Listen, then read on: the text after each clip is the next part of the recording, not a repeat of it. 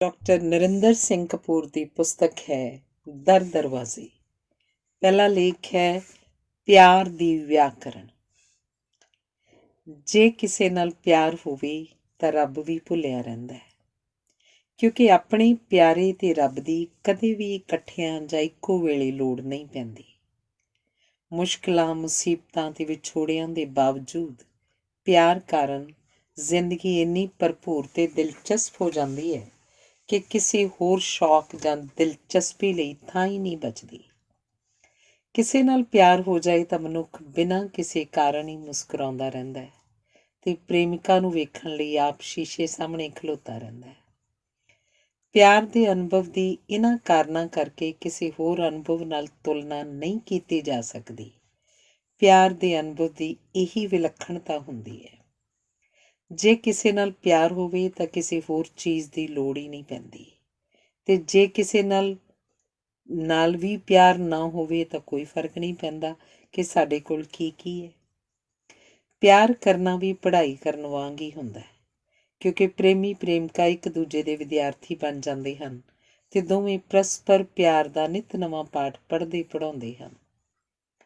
ਪਿਆਰ ਦੀ ਸੂਝ, ਸੋਝੀ ਤੇ ਸਮਝ ਦਾ ਜੰਦਰਾ ਕਿਸੇ ਹੋਰ ਕੁੰਜੀ ਨਾਲ ਨਹੀਂ ਖੁੱਲਦਾ। ਪਿਆਰ 'ਚ ਇੱਕ ਦੇ ਜੰਦਰੇ ਦੀ ਕੁੰਜੀ ਦੂਜੇ ਕੋਲ ਹੁੰਦੀ ਹੈ ਤੇ ਦੋਹਾਂ ਨੇ ਇੱਕ ਦੂਜੇ ਦੇ ਭੇਤ ਸਾਂਭੇ ਹੁੰਦੇ ਹਨ ਤੇ ਇੱਕ ਦੂਜੇ ਨੂੰ ਅੰਦਰੋਂ ਘੁੱਟ ਕੇ ਫੜਿਆ ਹੁੰਦਾ ਹੈ। ਪਿਆਰ ਕਰਨ ਦੀ ਇੱਛਾ ਸਰੀਰ ਵਿੱਚ ਕਾਮ ਸ਼ਕਤੀ ਦੇ ਉਪਜਣ ਕਾਰਨ ਤੇ ਪ੍ਰਸਿੱਧ, ਮਹਾਨ, ਸੋਹਣੇ ਤੇ ਪ੍ਰਸੰਨ ਹੋਣ ਦੀ ਇੱਛਾ ਵਿੱਚੋਂ ਉਪਜਦੀ ਹੈ। ਕਾਮ ਵਿੱਚੋਂ ਪਿਆਰ ਉਪਜਦਾ ਹੈ, ਪਿਆਰ ਵਿੱਚੋਂ ਕਾਮ ਨਹੀਂ ਉਪਜਦਾ। ਪਰ ਲੱਗਦਾ ਐਵੇਂ ਹੈ ਜਿਵੇਂ ਪਿਆਰ ਦੀ ਇੱਛਾ ਪਹਿਲਾਂ ਤੇ ਮਿਲਾਪ ਦੀ ਇੱਛਾ ਮਗਰੋਂ ਉਪਜਦੀ ਹੈ। ਉਂਝ ਸਾਰੀਆਂ ਚੀਜ਼ਾਂ ਨੂੰ ਮਨੁੱਖ ਕਿਸੇ ਮਿਆਦ ਤੱਕ ਹੀ ਚਾਹੁੰਦਾ ਹੈ, ਪਰ ਕੇਵਲ ਪਿਆਰ ਹੈ ਜਿਸ ਦੀ ਭੁੱਖ ਘਟਦੀ ਨਹੀਂ, ਨਿਰੰਤਰ ਵੱਧਦੀ ਜਾਂਦੀ ਹੈ। ਜੀਵਨ ਵਿੱਚ ਪ੍ਰਸਿੱਧੀ ਤੇ ਪੈਸੇ ਵਾਂਗ ਮਨੁੱਖ ਜਿੰਨੇ ਪਿਆਰ ਲਈ ਤੰਗਦਾ ਹੈ, ਓਨਾ ਉਹਨੂੰ ਮਿਲਦਾ ਨਹੀਂ। ਇਸ ਲਈ ਉਸ ਵਾਸਤੇ ਯਾਤਰਾ ਕਦੇ ਮੁੱਕਦੀ ਨਹੀਂ। ਪਿਆਰ ਦੌਰਾਨ ਪ੍ਰੇਮੀ ਨੂੰ ਨਿਰੰਤਰ ਯਾਤਰਾ ਤੇ ਪ੍ਰੇਮਿਕਾ ਨੂੰ ਨਿਰੰਤਰ ਉਡੀਕ ਕਰਨ ਦਾ ਅਹਿਸਾਸ ਹੁੰਦਾ ਹੈ। ਉਂਝ ਤਾਂ ਸੰਸਾਰ 'ਚ ਭਾਂਤ-ਭਾਂਤ ਦੇ ਫਲਸਫੇ ਤੇ ਸੋਚਾਂ ਹਨ, ਪਰ ਪ੍ਰੇਮੀ ਪ੍ਰੇਮਿਕਾ ਇੱਕ ਦੂਜੇ ਬਾਰੇ ਹੀ ਸੋਚਦੇ ਹਨ। ਉਹ ਸੋਚਦੇ ਘੱਟ ਤੇ ਮਹਿਸੂਸ ਵਧੇਰੇ ਕਰਦੇ ਹਨ। ਉਹ ਜੋ ਕੁਝ ਕਹਿੰਦੇ ਸੁਣਦੇ ਹਨ ਉਹ ਕਿਸੇ ਨੂੰ ਨਹੀਂ ਦੱਸਦੇ। ਇੱਕ ਦੂਜੇ ਦੀਆਂ ਗੱਲਾਂ ਨੂੰ ਉਹ ਸੋਨੇ ਦੀਆਂ ਮੋਹਰਾਂ ਵਾਂਗ ਲੁਕਾ ਲੈਂਦੇ ਹਨ। ਇੱਕ ਦੂਜੇ ਲਈ ਪ੍ਰੇਮੀ ਪ੍ਰੇਮਿਕਾ ਸਿਰ ਤੋਂ ਪੈਰਾਂ ਤੱਕ, ਅੱਖਾਂ ਤੇ ਪੈਰਾਂ ਤੋਂ ਸਿਰ ਤੱਕ ਕੰਨ ਬਣ ਜਾਂਦੇ ਹਨ। ਇਵੇਂ ਪਿਆਰ 'ਚ ਦੂਜੇ ਰਾਹੀਂ ਆਪਣੇ ਆਪ ਦੀ ਸੋਝੀ ਮਿਲਦੀ ਹੈ ਤੇ ਆਪਣੀ ਪਸੰਦ ਦੇ ਸਹੀ ਹੋਣ ਦੀ ਪੁਸ਼ਟੀ ਹੁੰਦੀ ਹੈ। ਜੇ ਮਨੁੱਖ ਨੇ ਪਿਆਰ ਨਾ ਕੀਤਾ ਹੁੰਦਾ ਤਾਂ ਉਹਨੇ ਆਤਮਾ ਤੇ ਰੱਬ ਨੂੰ ਵੀ ਨਹੀਂ ਸੀ ਸਿਰਜਣਾ। ਪ੍ਰੇਮੀ ਵਿੱਚ ਰੱਬ ਵਾਲੇ ਤੇ ਰੱਬ ਵਿੱਚ ਪ੍ਰੇਮੀ ਵਾਲੇ ਗੁਣ ਹੁੰਦੇ ਹਨ। ਇਸੇ ਕਾਰਨ ਪਿਆਰ ਦੌਰਾਨ ਪ੍ਰੇਮੀ ਪ੍ਰੇਮਿਕਾ ਇੱਕ ਦੂਜੇ ਲਈ ਰੱਬ ਬਣ ਜਾਂਦੇ ਹਨ ਤੇ ਉਹਨਾਂ ਨੂੰ ਇੱਕ ਦੂਜੇ ਤੋਂ ਰੱਬ ਵਾਲਾ ਆਸਰਾ ਮਿਲਦਾ ਹੈ। ਜੀਵਨ ਦਾ ਸਭ ਤੋਂ ਡੂੰਘਾ ਆਨੰਦ ਇਸ ਅਹਿਸਾਸ ਵਿੱਚੋਂ ਮਿਲਦਾ ਹੈ ਕਿ ਕੋਈ ਸਾਨੂੰ ਲੁਕ ਲੁਕ ਕੇ ਵੇਖਦਾ ਹੈ ਤੇ ਵੇਖ ਕੇ ਹੌਕੇ ਭਰਦਾ ਹੈ। ਪੁਰਸ਼ ਇਸਤਰੀ ਨੂੰ ਵੇਖ ਕੇ ਨਿਹਾਲ ਹੁੰਦਾ ਹੈ, ਜਦਕਿ ਇਸਤਰੀ ਪੁਰਸ਼ ਨੂੰ ਸੁਣ ਕੇ ਪ੍ਰਸੰਨ ਹੁੰਦੀ ਹੈ। ਇਸ ਤਰ੍ਹਾਂ ਤਸਵੀਰਾਂ ਹੁੰਦੀਆਂ ਹਨ ਸਜਾਉਣ ਤੇ ਵੇਖਣ ਲਈ, ਪੁਰਸ਼ ਸਮੱਸਿਆਵਾਂ ਹੁੰਦੇ ਹਨ ਸਮਝਣ ਤੇ ਸੁਲਝਾਉਣ ਲਈ। ਇਵੇਂ ਪਿਆਰ ਵਿੱਚ ਪ੍ਰੇਮੀ ਪ੍ਰੇਮਿਕਾ ਦੋਹਾਂ ਨੂੰ ਅੰਤਾਂ ਦੇ ਰੁਝੇਵੇਂ ਮਿਲ ਜਾਂਦੇ ਹਨ ਤੇ ਉਹ ਆਪਣੇ ਆਪ ਬਾਰੇ ਸੋਚਣਾ ਭੁੱਲ ਜਾਂਦੇ ਹਨ, ਕਿਉਂਕਿ ਦੂਜੇ ਬਾਰੇ ਸੋਚਦਿਆਂ ਹੀ ਉਹਨਾਂ ਨੂੰ ਆਪਣੇ ਜਿਉਂਦੇ ਹੋਣ ਦਾ ਅਹਿਸਾਸ ਹੁੰਦਾ ਹੈ। ਪ੍ਰੇਮਿਕਾ ਨੂੰ ਇਸ ਲਈ ਪਿਆਰ ਨਹੀਂ ਕੀਤਾ ਜਾਂਦਾ ਕਿ ਉਹ ਸੋਹਣੀ ਹੁੰਦੀ ਹੈ, ਸਗੋਂ ਇਸ ਲਈ ਕੀਤਾ ਜਾਂਦਾ ਹੈ ਕਿਉਂਕਿ ਉਹ ਹੁੰਦੀ ਹੈ। ਜੇ ਕੋਈ ਮਿੱਠ ਬੋਲੜੀ ਵੀ ਹੋਵੇ ਤੇ ਸੋਹਣੀ ਵੀ ਹੋਵੇ ਤਾਂ ਸਮਝ ਨਹੀਂ ਆਉਂਦੀ ਕਿ ਉਹਨੂੰ ਵੇਖੀ ਜਾਈਏ ਕਿ ਸੁਣਦੇ ਰਹੀਏ। ਜੇ ਕੋਈ ਸਿਆਣਾ ਵੀ ਹੋਵੇ ਤੇ ਚੰਗਾ ਵੀ ਲੱਗਦਾ ਹੋਵੇ ਤਾਂ ਪ੍ਰੇਮਿਕਾ ਨੂੰ ਸੁੱਝਦਾ ਨਹੀਂ ਕਿ ਉਹ ਉਹਨੂੰ ਕਿਹੜੇ ਸੰਦੂਕ 'ਚ ਲੁਕਾ ਲਵੇ। ਇਸੇ ਕਾਰਨ ਪ੍ਰੇਮੀ ਪ੍ਰੇਮਿਕਾ ਇੱਕ ਦੂਜੇ ਨੂੰ ਵੇਖ ਸੁਣ ਕੇ ਰੱਜਦੇ ਨਹੀਂ। ਪ੍ਰੇਮੀ ਪ੍ਰੇਮਿਕਾ ਇੱਕ ਦੂਜੇ ਨੂੰ ਪਿਆਰ ਕਰਨ ਦੇ ਮਾਹਰ ਬਣ ਜਾਂਦੇ ਹਨ। ਇਸੇ ਕਾਰਨ ਪ੍ਰੇਮੀ ਪ੍ਰੇਮਿਕਾ ਦੀ ਮੁਸਕਰਾਹਟ ਵਿੱਚੋਂ ਆਪਣੀ ਚੰਗੀ ਕਿਸਮਤ ਦੇ ਸਾਰੇ ਰੰਗ ਵੇਖ ਲੈਂਦਾ ਹੈ ਤੇ ਲੰਮੇ ਵਿਛੋੜੇ ਉਪਰੰਤ ਜੇ ਪ੍ਰੇਮਿਕਾ ਪ੍ਰੇਮੀ ਦਾ ਹਾਲ ਚਾਲ ਪੁੱਛ ਲਵੇ ਤਾਂ ਪ੍ਰੇਮੀ ਦੇ ਸਾਰੇ ਦਰਦ ਤੇ ਦੁੱਖ ਮੁਸਕਰਾਉਣ ਲੱਗ ਪੈਂਦੇ ਹਨ ਤੇ ਦੋਵੇਂ ਆਪਣੇ ਆਪ ਨੂੰ ਮਰੀਜ਼ ਤੇ ਦੂਜੇ ਨੂੰ ਡਾਕਟਰ ਸਮਝਣ ਲੱਗ ਪੈਂਦੇ ਹਨ। ਵਿਛੜੇ ਹੋਏ ਪ੍ਰੇਮੀ ਪ੍ਰੇਮਿਕਾ ਇੱਕ ਦੂਜੇ ਦਾ ਨਾਂ ਮਿੱਠੜੇ ਦਰਦ ਨਾਲ ਪੁਕਾਰਦੇ ਹਨ। ਪ੍ਰੇਮੀਆਂ ਨੂੰ ਆਪਣੇ ਪਿਆਰ ਦੇ ਦਰਦ ਦਾ ਬੜਾ ਡੂੰਘਾ ਅਨੁਭਵ ਹੁੰਦਾ ਹੈ। ਪਿਆਰ ਸਧਾਰਨ ਇਸਤਰੀਆਂ ਹੀ ਕਰਦੀਆਂ ਹਨ, ਜਦੋਂ ਕਿ ਬਹੁਤ ਸੁੰਦਰ ਇਸਤਰੀਆਂ ਪਿਆਰ ਨਹੀਂ ਕਰਦੀਆਂ। ਉਹ ਹੋਰ ਸੁੰਦਰ ਬਣਨ 'ਚ ਰੁੱਝੀਆਂ ਰਹਿੰਦੀਆਂ ਹਨ। ਉਂਝ ਪਿਆਰ ਦਾ ਰੰਗ ਚੜ੍ਹਨ ਕਰਕੇ ਸਧਾਰਨ ਇਸਤਰੀ ਵਿੱਚੋਂ ਵੀ ਬੜੀ ਲਿਸ਼ਕ ਪੈਂਦੀ ਹੈ ਤੇ ਉਹਦੇ ਚਿਹਰੇ 'ਤੇ ਮਲਾਈ ਆ ਜਾਂਦੀ ਹੈ। ਜਦੋਂ ਸਾਨੂੰ ਕੋਈ ਅਜਿਹਾ ਮਿਲ ਜਾਂਦਾ ਹੈ ਜਿਸ ਲਈ ਅਸੀਂ ਮਰਨ ਲਈ ਵੀ ਤਿਆਰ ਹੋ ਜਾਂਦੇ ਹਾਂ, ਤਾਂ ਇਹੀ ਉਹ ਸਮਾਂ ਹੁੰਦਾ ਜਦੋਂ ਅਸੀਂ ਤਿਆਰ ਮਰਨ ਲਈ ਹੁੰਦੇ ਹਾਂ, ਪਰ ਪੂਰੀ ਸ਼ਿੱਦਤ ਨਾਲ ਜਿਉਂਦੇ ਹਾਂ। ਪਿਆਰ ਵਿੱਚ ਪੈਣ ਵਾਲੇ ਵਿਘਨ ਪਿਆਰ ਨੂੰ ਦਿਲਚਸਪ ਬਣਾਉਂਦੇ ਹਨ। ਜਿਵੇਂ ਦਰਿਆ ਦੇ ਵਹਿਣ 'ਚ ਆਉਣ ਵਾਲੇ ਪੱਥਰ ਦਰਿਆ ਦਾ ਸੰਗੀਤ ਉਪਜਾਉਂਦੇ ਹਨ। ਜਿਸ ਪਿਆਰ ਵਿੱਚ ਤੇ ਮਿਲਾਪ ਵਿੱਚ ਵਿਘਨ ਨਹੀਂ ਪੈਂਦਾ, ਉਸ 'ਚ ਡੂੰਘਾਈ ਵੀ ਨਹੀਂ ਉਪਜਦੀ। ਹਰੇਕ ਪ੍ਰਾਪਤੀ ਜੱਦੋ-ਜਹਿਦ ਦੇ ਅਨੁਪਾਤ ਵਿੱਚ ਹੀ ਮਹੱਤਵਪੂਰਨ ਹੁੰਦੀ ਹੈ। ਡੂੰਘੇ ਪਿਆਰ ਵਿੱਚ ਸਭ ਕੁਝ ਮਾਫ਼ ਕਰਨ ਦੀ ਉਦਾਰਤਾ ਹੁੰਦੀ ਹੈ। ਡੂੰਘੇ ਪਿਆਰ ਦੇ ਰਿਸ਼ਤੇ ਵਿੱਚ ਭਾਵੇਂ ਕਿਸੇ ਗੱਲ 'ਤੇ ਅਸਹਿਮਤੀ ਹੋਵੇ, ਪਰ ਗਲਵੱਕੜੀ ਪਈ ਰਹਿੰਦੀ ਹੈ। ਯਾਦ ਹਮੇਸ਼ਾ ਪ੍ਰੇਮੀ ਪ੍ਰੇਮਿਕਾ ਦੀ ਹੀ ਆਉਂਦੀ ਹੈ, ਦੋਸਤ ਸਹੇਲੀ ਦੀ ਨਹੀਂ, ਕਿਉਂਕਿ ਦੋਸਤ ਸਹੇਲੀ ਨੂੰ ਜਦੋਂ ਚਾਹੀਏ ਮਿਲਿਆ ਜਾ ਸਕਦਾ ਹੈ। ਪਿਆਰ ਵਿੱਚ ਇੱਕ ਦੂਜੇ ਦਾ ਖੱਤ ਦੋਸਤ ਸਹੇਲੀ ਨੂੰ ਵਿਖਾਇਆ ਹੀ ਨਹੀਂ ਜਾਂਦਾ। ਖੱਤ ਬਾਰੇ ਰਾਏ ਵੀ ਪੁੱਛੀ ਜਾਂਦੀ ਹੈ ਤੇ ਜਵਾਬ ਦੇਣ ਸੰਬੰਧੀ ਸਲਾਹ ਵੀ ਲਈ ਜਾਂਦੀ ਹੈ, ਕਿਉਂਕਿ ਪ੍ਰੇਮ ਪੱਤਰ ਵਾਰਤਕ ਵਿੱਚ ਗਜ਼ਲ ਵਾਂਗ ਲਿਖੇ ਜਾਂਦੇ ਹਨ। ਪ੍ਰੇਮ ਪੱਤਰ ਚੁੰਮਣਾ ਨਾਲੋਂ ਵੀ ਵਧੇਰੇ ਆਨੰਦ ਦਿੰਦੇ ਹਨ। ਪ੍ਰੇਮ ਪੱਤਰ ਲਿਖਣ ਵਾਲਿਆਂ ਦੇ ਦਿਲ ਦੀ ਤਸਵੀਰ ਹੁੰਦੇ ਹਨ। ਪਿਆਰ ਵਿੱਚੋਂ ਸਵਰਗ ਵਾਲਾ ਆਨੰਦ ਮਿਲਦਾ ਹੈ, ਪਰ ਜੇ ਪਿਆਰ ਟੁੱਟ ਜਾਏ ਤਾਂ ਉਹ ਨਰਕ ਵਾਂਗ ਪਰੇਸ਼ਾਨ ਕਰਦਾ ਹੈ। ਇਸੇ ਕਰਕੇ ਕਹਿੰਦੇ ਹਨ ਕਿ ਪਿਆਰ ਦੇ ਅਨੁਭਵ ਵਿੱਚ ਸਾਰੇ ਅਨੁਭਵ ਆ ਜਾਂਦੇ ਹਨ। ਪਿਆਰ ਕਰਨ ਤੇ ਕਿਸੇ ਦਾ ਪਿਆਰ ਪ੍ਰਾਪਤ ਕਰਨ ਦੀ ਇੱਛਾ ਸਾਡੇ ਸੰਪੂਰਨ ਭਾਂਤ ਤੰਦਰੁਸਤ ਹੋਣ ਦਾ ਪ੍ਰਮਾਣ ਹੁੰਦੀ ਹੈ। ਇਹੀ ਕਾਰਨ ਹੈ ਕਿ ਪਿਆਰ ਦਾ ਅਨੁਭਵ ਅਕਸਰ ਜਵਾਨੀ 'ਚ ਹੁੰਦਾ ਹੈ। ਜਵਾਨੀ 'ਚ ਹਰ ਕੋਈ ਸਮਝਦਾ ਹੈ ਕਿ ਜੀਵਨ ਦਾ ਉਦੇਸ਼ ਪਿਆਰ ਕਰਨਾ ਹੀ ਹੈ। ਪਿਆਰ ਦਾ ਪਹਿਲਾ ਅਨੁਭਵ ਜਵਾਨੀ 'ਚ ਇਸ ਲਈ ਵਾਪਰਦਾ ਹੈ ਕਿਉਂਕਿ ਤੂਫਾਨੀ ਤੀਬਰਤਾ ਵਾਲੇ ਇਸ ਅਨੁਭਵ ਨੂੰ ਸਹਿਣ ਦੀ ਸਮਰੱਥਾ ਕੇਵਲ ਜਵਾਨੀ 'ਚ ਹੁੰਦੀ ਹੈ। ਪਿਆਰ ਦੇ ਅਨੁਭਵ ਦਾ ਮੁੱਢਲਾ ਦੌਰ ਇੰਨਾ ਸ਼ਕਤੀਸ਼ਾਲੀ ਹੁੰਦਾ ਹੈ ਕਿ ਸਰੀਰਕ ਤੇ ਭਾਵਕ ਪੱਖੋਂ ਕਮਜ਼ੋਰ ਵਿਅਕਤੀ ਇਸ ਦੀ ਸ਼ਿੱਦਤ ਨਾਲ ਉਖੜ ਜਾਣ ਕਰਕੇ ਅਕਸਰ ਆਤਮਘਾਤ ਕਰ ਲੈਂਦੇ ਹਨ।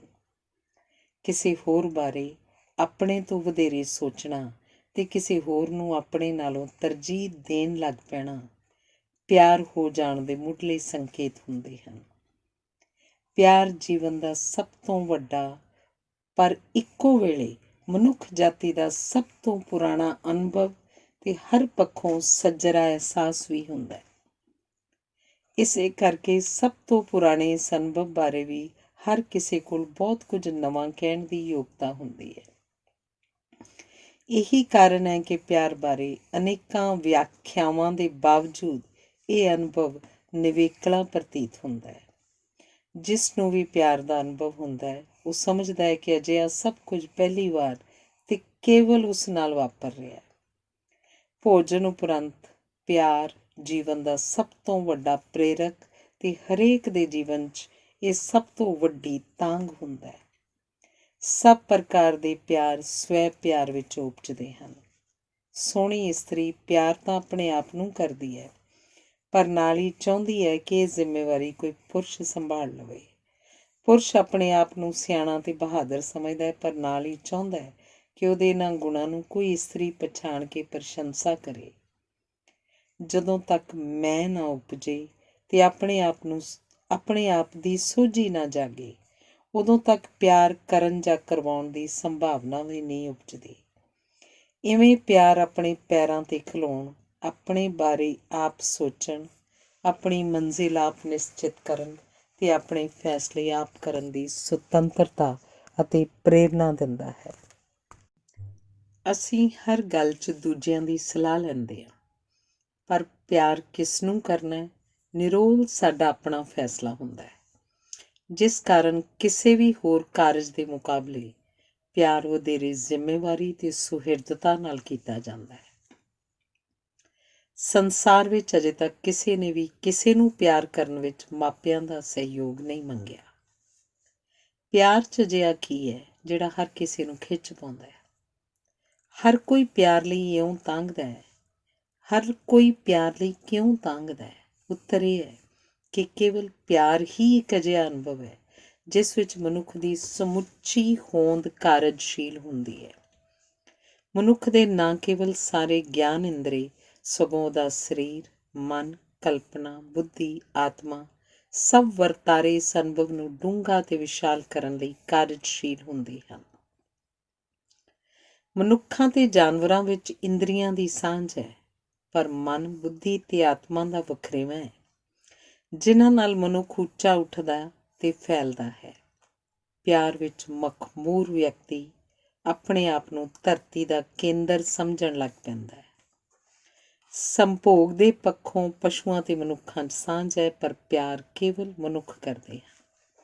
ਪਸ਼ੂ ਕੇਵਲ ਸੰਭੋਗ ਹੀ ਕਰਦੇ ਹਨ, ਜਦੋਂ ਕਿ ਮਨੁੱਖ ਪਿਆਰ ਵੀ ਕਰਦੇ ਹਨ। ਇਵੇਂ ਇਹ ਕੁਦਰਤੀ ਵਰਤਾਰਾ ਹੈ, ਜਦਕਿ ਪਿਆਰ ਸਮਾਜਿਕ ਮਨੁੱਖ ਦੀ ਕਾਢ ਹੈ। ਪਿਆਰ ਵਿੱਚ ਪ੍ਰੇਮਿਕਾ ਨੂੰ ਸੋਹਣੀ ਹੋਣ ਦਾ ਅਹਿਸਾਸ ਹੀ ਨਹੀਂ, ਸਭ ਨਾਲੋਂ ਵੱਧ ਸੋਹਣੀ ਹੋਣ ਦਾ ਵੀ ਵਿਸ਼ਵਾਸ ਹੁੰਦਾ ਹੈ। ਉਹ ਪ੍ਰੇਮੀ ਦਾ ਉਦੇਸ਼ ਬਣ ਜਾਂਦੀ ਹੈ ਤੇ ਪ੍ਰੇਮੀ ਉਹਦਾ ਆਦਰਸ਼ ਬਣ ਜਾਂਦਾ ਹੈ। ਇਸ ਰਿਸ਼ਤੇ 'ਚ ਪਿਆਰ, ਸੁੰਦਰਤਾ, ਸਰੂਰ ਤੇ ਸੁਪਨਾ ਸਭ ਕੁਝ ਘੁਲ ਮਿਲ ਜਾਂਦੇ ਹਨ ਤੇ ਪ੍ਰੇਮੀ ਪ੍ਰੇਮਿਕਾ ਨੂੰ ਨਹੀਂ, ਸਗੋਂ ਸਾਰੇ ਸੰਸਾਰ ਨੂੰ ਨਵਾਂ ਰੰਗ ਚੜ੍ਹ ਗਿਆ ਪ੍ਰਤੀਤ ਹੁੰਦਾ ਹੈ। ਪਿਆਰ ਵਿੱਚ ਸਾਡੀਆਂ ਅੱਖਾਂ ਵੇਖਦੀਆਂ ਹੀ ਨਹੀਂ, ਨਿਹਾਰਦੀਆਂ ਵੀ ਹਨ। ਜਿਹੜਾ ਸਾਡੀਆਂ ਅੱਖਾਂ ਨੂੰ ਜੱਚ ਜਾਵੇ, ਉਸਨੂੰ ਵਧੇਰੇ ਅੱਖਾਂ ਖੋਲ੍ਹ ਕੇ ਵੇਖਿਆ ਤੇ ਅੱਖਾਂ ਬੰਦ ਕਰਕੇ ਮਾਣਿਆ ਜਾਂਦਾ ਹੈ। ਉਸ ਨੂੰ ਅਸੀਂ ਮੁੜ ਮੁੜ ਵੇਖਦੇ ਹਾਂ ਤੇ ਵੇਖਦੇ ਰਹਿਣਾ ਚਾਹੁੰਦੇ ਹਾਂ। ਉਹਨੂੰ ਵੇਖਦਿਆਂ ਸਾਨੂੰ ਆਪਣਾ ਸਭ ਕੁਝ ਵੀ ਸੋਹਣਾ ਲੱਗਣ ਲੱਗ ਪੈਂਦਾ ਹੈ। ਜਦੋਂ ਅੱਖਾਂ ਕਿਸੇ ਨੂੰ ਪਸੰਦ ਕਰ ਲੈਣ ਤਾਂ ਕੰਨ ਉਹਨੂੰ ਸੁਣਨ ਲਈ ਤਾਂਘਣ ਲੱਗ ਪੈਂਦੇ ਹਨ।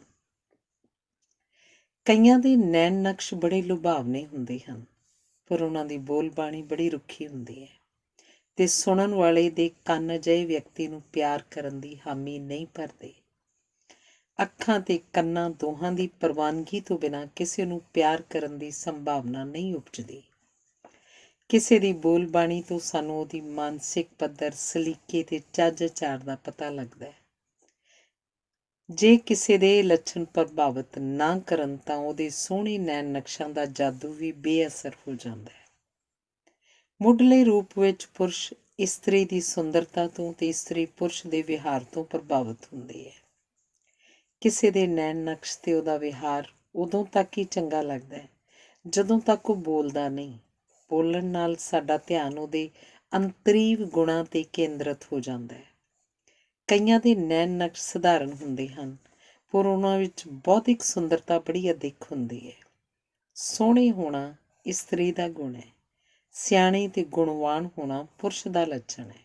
ਇਸੇ ਕਰਕੇ ਕਈ ਬੜੀਆਂ ਸੋਹਣੀਆਂ ਇਸਤਰੀਆਂ ਸਧਾਰਨ ਨੈਣ ਨਕਸ਼ਾਂ ਪਰ ਬੁੱਧੀ ਦੇ ਪੱਖੋਂ ਸ਼ਕਤੀਸ਼ਾਲੀ ਤੇ ਖੁਸ਼ਹਾਲ ਪੁਰਸ਼ਾਂ ਨੂੰ ਪਿਆਰ ਕਰਦੀਆਂ ਸਹਿਜੇ ਹੀ ਵੇਖੀਆਂ ਜਾ ਸਕਦੀਆਂ ਹਨ। ਪਿਆਰ ਵਿੱਚ ਦੋਵੇਂ ਧਿਰਾਂ ਆਪਣੇ ਆਪ ਨੂੰ ਅਧੂਰਾ ਤੇ ਦੂਜੇ ਨੂੰ ਸੰਪੂਰਨ ਸਮਝਦੀਆਂ ਹਨ। ਇਵੇਂ ਪਿਆਰ ਦੀ ਤਾਂਘ ਅਧੂਰੇ ਵੱਲੋਂ ਸੰਪੂਰਨ ਹੋਣ ਦੀ ਤਾਂਘ ਬਣ ਜਾਂਦੀ ਹੈ। ਜਦੋਂ ਕੋਈ ਸਾਡੀਆਂ ਅੱਖਾਂ ਤੇ ਕੰਨਾਂ ਨੂੰ ਪ੍ਰਵਾਨ ਹੋ ਜਾਂਦਾ ਹੈ ਤਾਂ ਉਹਦੇ ਨੇੜੇ ਹੋਣ ਤੇ ਉਸ ਨਾਲ ਕੁਝ ਖਾਣ ਲਈ ਇੱਛਾ ਉਪਜਦੀ ਹੈ। ਇਸ ਵੇਲੇ ਸਾਨੂੰ ਉਸ ਵਿੱਚੋਂ ਸੁਗੰਧ ਤੇ ਆਪਣੇ ਆਪ ਵਿੱਚੋਂ ਖੁਸ਼ਬੂ ਆਉਣ ਲੱਗ ਪੈਂਦੀ ਹੈ। ਮੂੰਹ ਤੇ ਨੱਕ ਇਸ ਲਈ ਨੇੜੇ ਨੇੜੇ ਹਨ ਕਿਉਂਕਿ ਇਹਨਾਂ ਦੋਹਾਂ ਦਾ ਸੰਬੰਧ ਖੁਸ਼ਬੂ ਤੇ ਸਵਾਦ ਨਾਲ ਹੈ। ਕਿਸੇ ਨੂੰ ਚੁੰਮਣ ਵੇਲੇ ਅੱਖਾਂ, ਨੱਕ ਤੇ ਬੁੱਲ੍ਹ ਤਿੰਨੇ ਰਲ ਕੇ ਛੋਹ, ਸਵਾਦ ਤੇ ਸਰੂਰ ਮਾਣਦੇ ਹਨ। ਇਸ ਹਾਲਤ ਵਿੱਚ ਚੋਲ ਮੋਲ ਦੀ ਇੱਛਾ ਜਾਗਦੀ ਹੈ, ਕਿਉਂਕਿ ਚੋਲ ਮੋਲ ਨਾਲ ਬੁੱਧੀ ਤਿੱਖੀ ਹੁੰਦੀ ਹੈ ਤੇ ਤਿੱਖੀ ਬੁੱਧੀ ਵਾਲੇ ਹੀ ਚੋਲ ਮੋਲ ਕਰਦੇ ਹਨ। ਇਸ ਹਾਲਤ ਵਿੱਚ ਪੁਰਸ਼ ਸਿਆਣਾ ਤੇ ਇਸਤਰੀ ਚੰਚਲ ਜਾਂ ਇਸਤਰੀ ਗੰਭੀਰ ਤੇ ਪੁਰਸ਼ ਚੁਸਤ ਤੇ ਹਿੰਮਤੀ ਹੋਣ ਦੇ ਨਾਲ ਨਾਲ ਉਤਾਵਲਾ ਵੀ ਪੈ ਜਾਂਦਾ ਹੈ। ਇਵੇਂ ਕੁਦਰਤ ਇਸਤਰੀ ਪੁਰਸ਼ ਨੂੰ ਪਿਆਰ ਖੇਡ ਵਿੱਚ ਰਿਝਾਉਂਦੀ ਹੈ। ਕੁਦਰਤ ਦਾ ਉਦੇਸ਼ ਬੀਜ ਵਿੱਚੋਂ ਦਰਖਤ ਤੇ ਦਰਖਤ ਵਿੱਚੋਂ ਬੀਜ ਉਪਜਾਉਣਾ ਹੁੰਦਾ ਹੈ। ਪ੍ਰਕਿਰਤੀ ਇਸਤਰੀ ਪੁਰਸ਼ ਵਿੱਚ ਆਪਸੀ ਛੋਹ ਲਈ ਤਾਂਘ ਇੰਨੀ ਸ਼ਕਤੀਸ਼ਾਲੀ ਬਣਾ ਦਿੰਦੀ ਹੈ ਕਿ ਦੋਵੇਂ ਸਭ ਬੰਧਨਾਂ, ਨੇਮਾਂ ਤੇ ਰੀਤਾਂ ਨੂੰ ਤੋੜਦੇ ਹੋਏ ਇੱਕ ਦੂਜੇ ਦੀ ਲੋੜ ਤੇ ਭੁੱਖ ਬਣ ਜਾਂਦੇ ਹਨ। ਇਵੇਂ ਅੱਖਾਂ ਨਾਲ ਆਰੰਭ ਹੋਈ ਪਿਆਰ ਖੇਡ ਸਾਰੇ ਗਿਆਨ ਇੰਦਰੀਆਂ ਵਿੱਚੋਂ ਗੁਜ਼ਰਦੀ ਇੱਕ ਭਾਂਬੜ ਬਣ ਜਾਂਦੀ ਹੈ ਤੇ ਸਾਡੇ ਸਮੁੱਚ ਨੂੰ ਆਪਣੇ ਕਲਾਵੇ 'ਚ ਲੈ ਲੈਂਦੀ ਹੈ। ਕੇਵਲ ਪਿਆਰ ਹੀ ਇੱਕ ਅਜਿਹਾ ਅਨੁਭਵ ਹੈ ਜਿਹੜਾ ਸਾਡੀ ਕਲਪਨਾ ਤੇ ਸੋਚਾਂ ਦੇ ਸਾਰੇ ਬੂਹੇ ਬਾਰੀਆਂ ਖੋਲ੍ਹ ਦਿੰਦਾ ਹੈ ਤੇ ਮਨੁੱਖ ਵਿਸਮਾਦ ਦੀਆਂ ਡੂੰਘੀਆਂ ਸਿਖਰਾਂ ਨੂੰ ਅਨੁਭਵ ਕਰਦਾ ਹੈ। ਕਲਪਨਾ ਤੇ ਕਲਾ ਦੇ ਸੰਸਾਰ 'ਚ ਕੇਵਲ ਪਿਆਰ ਦੇ ਮਾਰਗ ਰਾਹੀਂ ਹੀ ਪ੍ਰਵੇਸ਼ ਕੀਤਾ ਜਾ ਸਕਦਾ ਹੈ। ਕਲਪਨਾ ਵਿੱਚ ਨਵੇਂ ਨੂੰ ਸਿਰਜਣ, ਅਸੰਭਵ ਨੂੰ ਸੰਭਵ ਬਣਾਉਣ ਤੇ ਕਾਮੇ ਨੂੰ ਕਲਾਕਾਰ ਬਣਾਉਣ ਦੀ ਸਮਰੱਥਾ ਹੁੰਦੀ ਹੈ। ਪਿਆਰ ਨਾਲ ਸੁੱਤੀਆਂ ਕਲਾਂ ਜਾਗ ਪੈਂਦੀਆਂ ਹਨ ਤੇ ਪ੍ਰੇਮੀ ਤੇ ਪ੍ਰੇਮਿਕਾ ਦੋਹਾਂ ਦਾ ਕਾਇਆ ਕਲਪ ਹੋ ਜਾਂਦਾ ਹੈ ਤੇ ਦੋਹਾਂ ਤੇ ਇੱਕ ਦੂਜੇ ਦਾ ਰੂਪ ਤੇ ਰੰਗ ਚੜ੍ਹ ਜਾਂਦਾ ਹੈ। ਪਿਆਰ ਨਾਲ ਪੁਰਸ਼ ਸੂਖਮ ਤੇ ਇਸਤਰੀ ਸਿਆਣੀ ਹੋ ਜਾਂਦੀ ਹੈ। ਇਸ ਹਾਲਤ ਵਿੱਚ ਬੇਗਾਨੇ ਆਪਣੇ ਤੇ ਆਪਣੇ ਬੇਗਾਨੇ ਲੱਗਣ ਲੱਗ ਪੈਂਦੇ ਹਨ। ਕਈ ਵਾਰੀ ਨਾ ਪ੍ਰੇਮੀ ਦਾ ਪੁੱਛਿਆ ਜਾਂਦਾ ਹੈ, ਪਰ ਉਹ ਦੱਸਦਾ ਪ੍ਰੇਮਿਕਾ ਦਾ ਹੈ। ਇਸ ਕਾਇਆ ਕਲਪ ਰਾਹੀਂ ਪੁਰਸ਼ ਵਿੱਚ ਇਸਤਰੀ ਗੁਣ ਤੇ ਇਸਤਰੀ ਵਿੱਚ ਪੁਰਸ਼ ਗੁਣ ਪ੍ਰਵੇਸ਼ ਕਰ ਜਾਂਦੇ ਹਨ। ਸਫਾਈ ਤੇ ਸਲੀਕੇ ਦੇ ਨਾਲ ਨਾਲ ਪੁਰਸ਼ ਦੀ ਆਵਾਜ਼ ਸੁਰੀਲੀ ਹੋ ਜਾਂਦੀ ਹੈ, ਜਦੋਂ ਕਿ ਇਸਤਰੀ ਬਹਾਦਰ ਹੋ ਜਾਂਦੀ ਹੈ ਤੇ ਉਸ ਵਿੱਚ ਮੁਸੀਬਤਾਂ, ਮੁਸ਼ਕਿਲਾਂ ਤੇ ਵਿਰੋਧਾਂ ਨੂੰ ਸਹਿਣ ਦੀ ਹਿੰਮਤ ਜਾਗ ਪੈਂਦੀ ਹੈ। ਪਿਆਰ ਹੋ ਜਾਣ ਕਾਰਨ ਕਲਪਨਾ ਦੇ ਜਾਗ ਪੈਣ ਕਰਕੇ ਤੇ ਕਾਇਆ ਕਲਪ ਵਾਪਰਨ ਉਪਰੰਤ ਦੋਵੇਂ ਧਿਰਾਂ ਬੜੀਆਂ ਗੱਲਾਂ ਕਰਦੀਆਂ ਹਨ। ਗੱਲਾਂ ਮੁੱਕਦੀਆਂ ਹੀ ਨਹੀਂ, ਗੱਲਾਂ ਔੜਦੀਆਂ ਹੀ ਬੜੀਆਂ ਹਨ, ਕਿਉਂਕਿ ਨਵੀਂ ਹਿੰਮਤ ਤੇ ਆਪਸੀ ਸਾਂਝ ਜਾਗੀ ਹੁੰਦੀ ਹੈ। ਸੋ ਦੋਵੇਂ ਧਿਰਾਂ ਆਪਣੀ ਯੋਗਤਾ, ਸਮਰੱਥਾ ਤੇ ਬਹਾਦਰੀ ਵਾਲੀ ਕੁਰਬਾਨੀ ਨਾਲ ਇੱਕ ਦੂਜੇ ਦੀ ਸ਼ਾਬਾਸ਼ ਪ੍ਰਾਪਤ ਕਰਦੀਆਂ ਹਨ ਤੇ ਮਿਲਾਪ ਰਾਹੀਂ ਅਨੁਭਵ ਦੀਆਂ ਸਿਖਰਲੀਆਂ ਚੋਟੀਆਂ ਫਤਿਹ ਕੀਤੀਆਂ ਜਾਂਦੀਆਂ ਹਨ। ਪ੍ਰੇਮੀ ਆਦਰਸ਼ਵਾਦੀ ਹੁੰਦੇ ਹਨ। ਉਹ ਰਲ ਕੇ ਹਰ ਮੁਸੀਬਤ ਨੂੰ ਪਾਰ ਕਰ ਜਾਂਦੇ ਹਨ। ਇਸ ਆਦਰਸ਼ਵਾਦ ਕਾਰਨ ਹੀ ਉਹ ਜੋਗੀ ਰਹਿੰਦੇ ਹਨ, ਭੋਗੀ ਨਹੀਂ ਬਣਦੇ। ਜਿਵੇਂ ਅਸੀਂ ਕੇਵਲ ਧਾਰਮਿਕ ਸਥਾਨ 'ਤੇ ਹੀ ਝੁਕਦੇ ਹਾਂ ਤੇ ਧਾਰਮਿਕ ਸਥਾਨ ਤੋਂ ਬਾਹਰ ਹਰ ਥਾਂ ਆਕੜਦੇ ਹਾਂ, ਉਵੇਂ ਕੇਵਲ ਪਿਆਰ ਦੇ ਖੇਤਰ ਵਿੱਚ ਹੀ ਅਸੀਂ ਦੂਜੀ ਧਿਰ ਬਾਰੇ ਪਹਿਲਾਂ ਸੋਚਦੇ ਹਾਂ ਤੇ ਇਸ ਖੇਤਰ ਤੋਂ ਬਾਹਰ ਹਰੇਕ ਥਾਂ ਅਸੀਂ ਆਪਣੇ ਆਪ ਨੂੰ ਹੀ ਤਰਜੀਹ ਦਿੰਦੇ ਹਾਂ। ਸਾਡੇ ਵਿਹਾਰ ਵਿਚਲਾ ਇਹ ਵਖਰੇਵਾਂ ਪਿਆਰ ਅਨੁਭਵ ਦੀ ਪਵਿੱਤਰਤਾ ਤੇ ਤੀਬਰਤਾ ਕਾਰਨ ਵਾਪਰਦਾ ਹੈ। ਪਿਆਰ ਵਿੱਚ ਬਾਹਰਲੇ ਹਨੇਰੀ ਅੰਦਰਲੀਆਂ ਰੌਸ਼ਨੀਆਂ ਜਗਾ ਦਿੰਦੇ ਹਨ। ਪ੍ਰਕਿਰਤੀ ਵਿੱਚ ਇੱਕ ਹੀ ਰਿਸ਼ਤਾ ਹੈ, ਨਰ ਤੇ ਨਾਰੀ ਦਾ। ਇਸ ਰਿਸ਼ਤੇ ਵਿੱਚ ਕੋਈ ਰੁਕਾਵਟ ਜਾਂ ਬੰਧਨ ਨਹੀਂ, ਜਦੋਂ ਕਿ ਮਨੁੱਖ ਦੇ ਉਸਾਰੇ ਸਮਾਜਿਕ ਰਿਸ਼ਤੇ ਬੰਧਨਾਂ, ਰੁਕਾਵਟਾਂ, ਮਨਾਹੀਆਂ ਦੇ ਹੀ ਵੱਖ-ਵੱਖ ਨਾਮ ਹਨ। ਸਮਾਜਿਕ ਰਿਸ਼ਤੇ ਪ੍ਰਾਕਿਰਤਿਕ ਰਿਸ਼ਤੇ ਨਾਲੋਂ ਵਧੇਰੇ ਸ਼ਕਤੀਸ਼ਾਲੀ ਹੋ ਗਏ ਹਨ। ਪਰੰਪਰਿਕ ਸਮਾਜ ਵਿਆਹ ਦੇ ਰਿਸ਼ਤੇ ਨੂੰ ਪ੍ਰਵਾਨ ਕਰਦੇ ਹਨ, ਪਿਆਰ ਦੇ ਰਿਸ਼ਤੇ ਨੂੰ ਨਹੀਂ। ਇਸ ਕਰਕੇ ਪਰੰਪਰਿਕ ਸਮਾਜ ਵਿੱਚ ਜਦੋਂ ਵੀ ਕਿਸੇ ਪੁਰਸ਼ ਦਾ ਕਿਸੇ ਇਸਤਰੀ ਨਾਲ ਪਿਆਰ ਹੋਏਗਾ ਤਾਂ ਹਨੇਰੇ ਜਾਂ ਸਵੇਰੇ ਕੈਦੋਂ ਦੇ ਰੂਪ ਵਿੱਚ ਸਮਾਜ ਜ਼ਰੂਰ ਦਖਲ ਦੇਵੇਗਾ।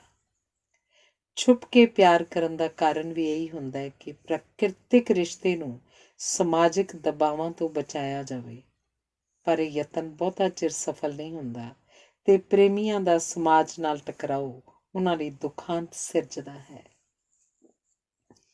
ਸਮਾਜ ਸ਼ਕਤੀਸ਼ਾਲੀ ਹੁੰਦਾ ਹੈ ਕਿਉਂਕਿ ਸਮਾਜ ਕੋਲ ਧਰਮ, ਜਾਤ, ਗੋਤ ਤੇ ਪਰੰਪਰਾ ਦੀ ਤਾਕਤ ਹੁੰਦੀ ਹੈ, ਜਦੋਂ ਕਿ ਪ੍ਰੇਮੀ ਇਕੱਲੇ ਹੁੰਦੇ ਹਨ ਜਿਨ੍ਹਾਂ ਦੀ ਸਾਰੀ ਸ਼ਕਤੀ ਇਸ ਟਕਰਾਅ 'ਚ ਖਰਚ ਹੋ ਜਾਂਦੀ ਹੈ ਤੇ ਉਹਨਾਂ ਨੂੰ ਜਿੱਤ ਕੇ ਵੀ ਹਾਰ ਜਾਣ ਦਾ ਅਹਿਸਾਸ ਹੁੰਦਾ ਹੈ। ਜੇ ਅਸੀਂ ਟਕਰਾਓ ਦੇ ਬਾਵਜੂਦ ਜ਼ਿੱਦ ਕਰਕੇ ਪ੍ਰੇਮੀ ਪ੍ਰੇਮਿਕਾ ਪ੍ਰੇਮ ਵਿਆਹ ਕਰਵਾ ਵੀ ਲੈਣ ਤਾਂ ਵੀ ਸਮਾਜ ਵੱਖ-ਵੱਖ ਉਪਰਾਲਿਆਂ ਨਾਲ ਉਹਨਾਂ ਨੂੰ ਤੰਗ ਤੇ ਪਰੇਸ਼ਾਨ ਕਰਦਾ ਰਹਿੰਦਾ ਹੈ ਤੇ ਉਹਨਾਂ ਦੇ ਜੀਵਨ 'ਚ ਵਿਘਨ ਪਾਉਂਦਾ ਰਹਿੰਦਾ ਹੈ। ਪ੍ਰੇਮ ਵਿਆਹ ਕਰਵਾਉਣ ਵਾਲਿਆਂ ਕੋਲ ਜੀਵਨ ਦੀ ਦੱਸਣਯੋਗ ਤੇ ਮਾਨਣਯੋਗ ਇੱਕ ਮਾਤਰ ਪ੍ਰਾਪਤੀ ਆਪਸੀ ਵਿਆਹ ਹੀ ਹੁੰਦੀ ਹੈ।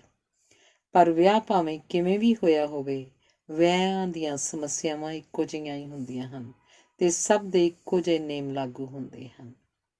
ਨਿਰਸੰਦੇਹ ਪ੍ਰੇਮੀਆਂ ਵੱਲੋਂ ਆਪਸ 'ਚ ਵਿਆਹ ਕਰਵਾਉਣਾ ਉਹਨਾਂ ਦਾ ਦਲੇਰੀ ਭਰਿਆ ਨਿਰਣਾ ਹੁੰਦਾ ਹੈ, ਪਰ ਅਣਕਿਆਸੀਆਂ ਸਮਾਜਿਕ ਸਮੱਸਿਆਵਾਂ ਉਹਨਾਂ ਦਾ ਉਤਸ਼ਾਹ ਮਾਰ ਦਿੰਦੀਆਂ ਹਨ ਤੇ ਯਥਾਰਥ ਨਾਲ ਟਕਰਾ ਕੇ ਉਹਨਾਂ ਦੇ ਆਦਰਸ਼ਾਂ ਦੇ ਸਾਰੇ ਰੰਗ ਖੁਰ ਜਾਂਦੇ ਹਨ ਤੇ ਸਾਰੀਆਂ ਮਮਟੀਆਂ ਢਹਿ ਜਾਂਦੀਆਂ ਹਨ।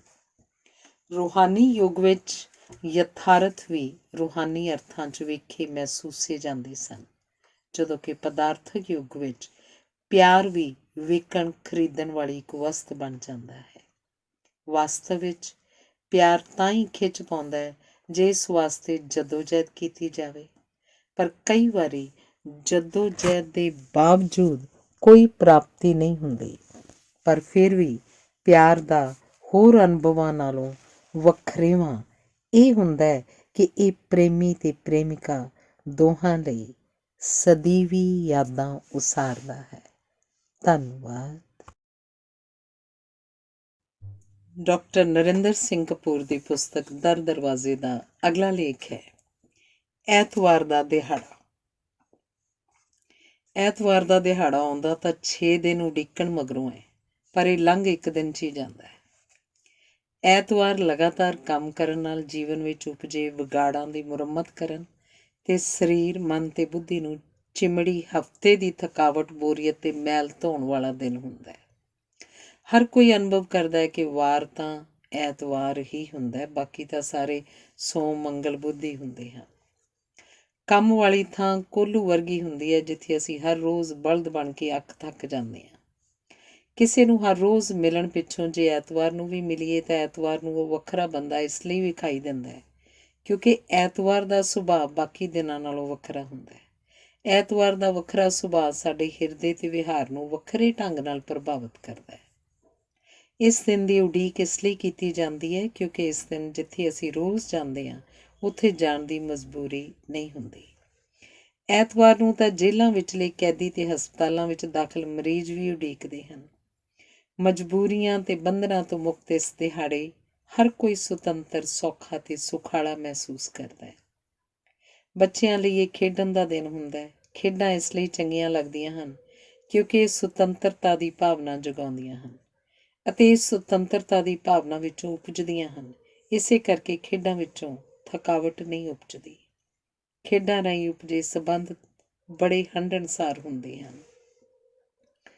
ਥਕਾਵਟ ਉਹਨਾਂ ਕਾਰਜਾਂ 'ਚੋਂ ਉਪਜਦੀ ਹੈ ਜਿਹੜੇ ਸਾਨੂੰ ਮਜਬੂਰੀ ਅਧੀਨ ਨਿਸ਼ਚਿਤ ਸਮੇਂ ਵਿੱਚ ਕਿਸੇ ਦੇ ਆਦੇਸ਼ਾਂ ਅਨੁਸਾਰ ਨਿਸ਼ਚਿਤ ਢੰਗ ਨਾਲ ਕਰਨੇ ਪੈਂਦੇ ਹਨ, ਜਦਕਿ ਆਪਣੀ ਮਰਜ਼ੀ ਨਾਲ ਕੀਤੇ ਕੰਮਾਂ ਵਿੱਚੋਂ ਮਨੋਰੰਜਨ ਉਪਜਦਾ ਹੈ। ਐਤਵਾਰ ਅਸੀਂ ਕੰਮਾਂ ਦੇ ਬੰਧਨ ਤੋਂ ਮੁਕਤ ਹੁੰਦੇ ਹਾਂ ਤੇ ਸਾਡਾ ਮਨ ਸ਼ਾਂਤ ਤੇ ਸਰੀਰ ਸੁਖੀ ਹੁੰਦਾ ਹੈ। ਸਾਡੇ ਮਨ ਦੀ ਹਾਲਤ ਦੱਸਦੀ ਹੈ ਕਿ ਸਾਡਾ ਐਤਵਾਰ ਕਿਹੋ ਜਿਹਾ ਹੋਏਗਾ। ਉਡੀਕਵਾਨਾਂ ਲਈ ਐਤਵਾਰ ਬੜੀ ਦੇਰ ਕਰਕੇ ਆਉਂਦਾ ਹੈ, ਡਰੇ ਹੋਇਆਂ ਲਈ ਇਹ ਜਲਦੀ ਆ ਜਾਂਦਾ ਹੈ। ਦੁਖੀਆਂ ਵਾਸਤੇ ਮੁੱਕਦਾ ਹੀ ਨਹੀਂ, ਸੁਖੀਆਂ ਵਾਸਤੇ ਝੱਟ ਲੰਘ ਜਾਂਦਾ ਹੈ।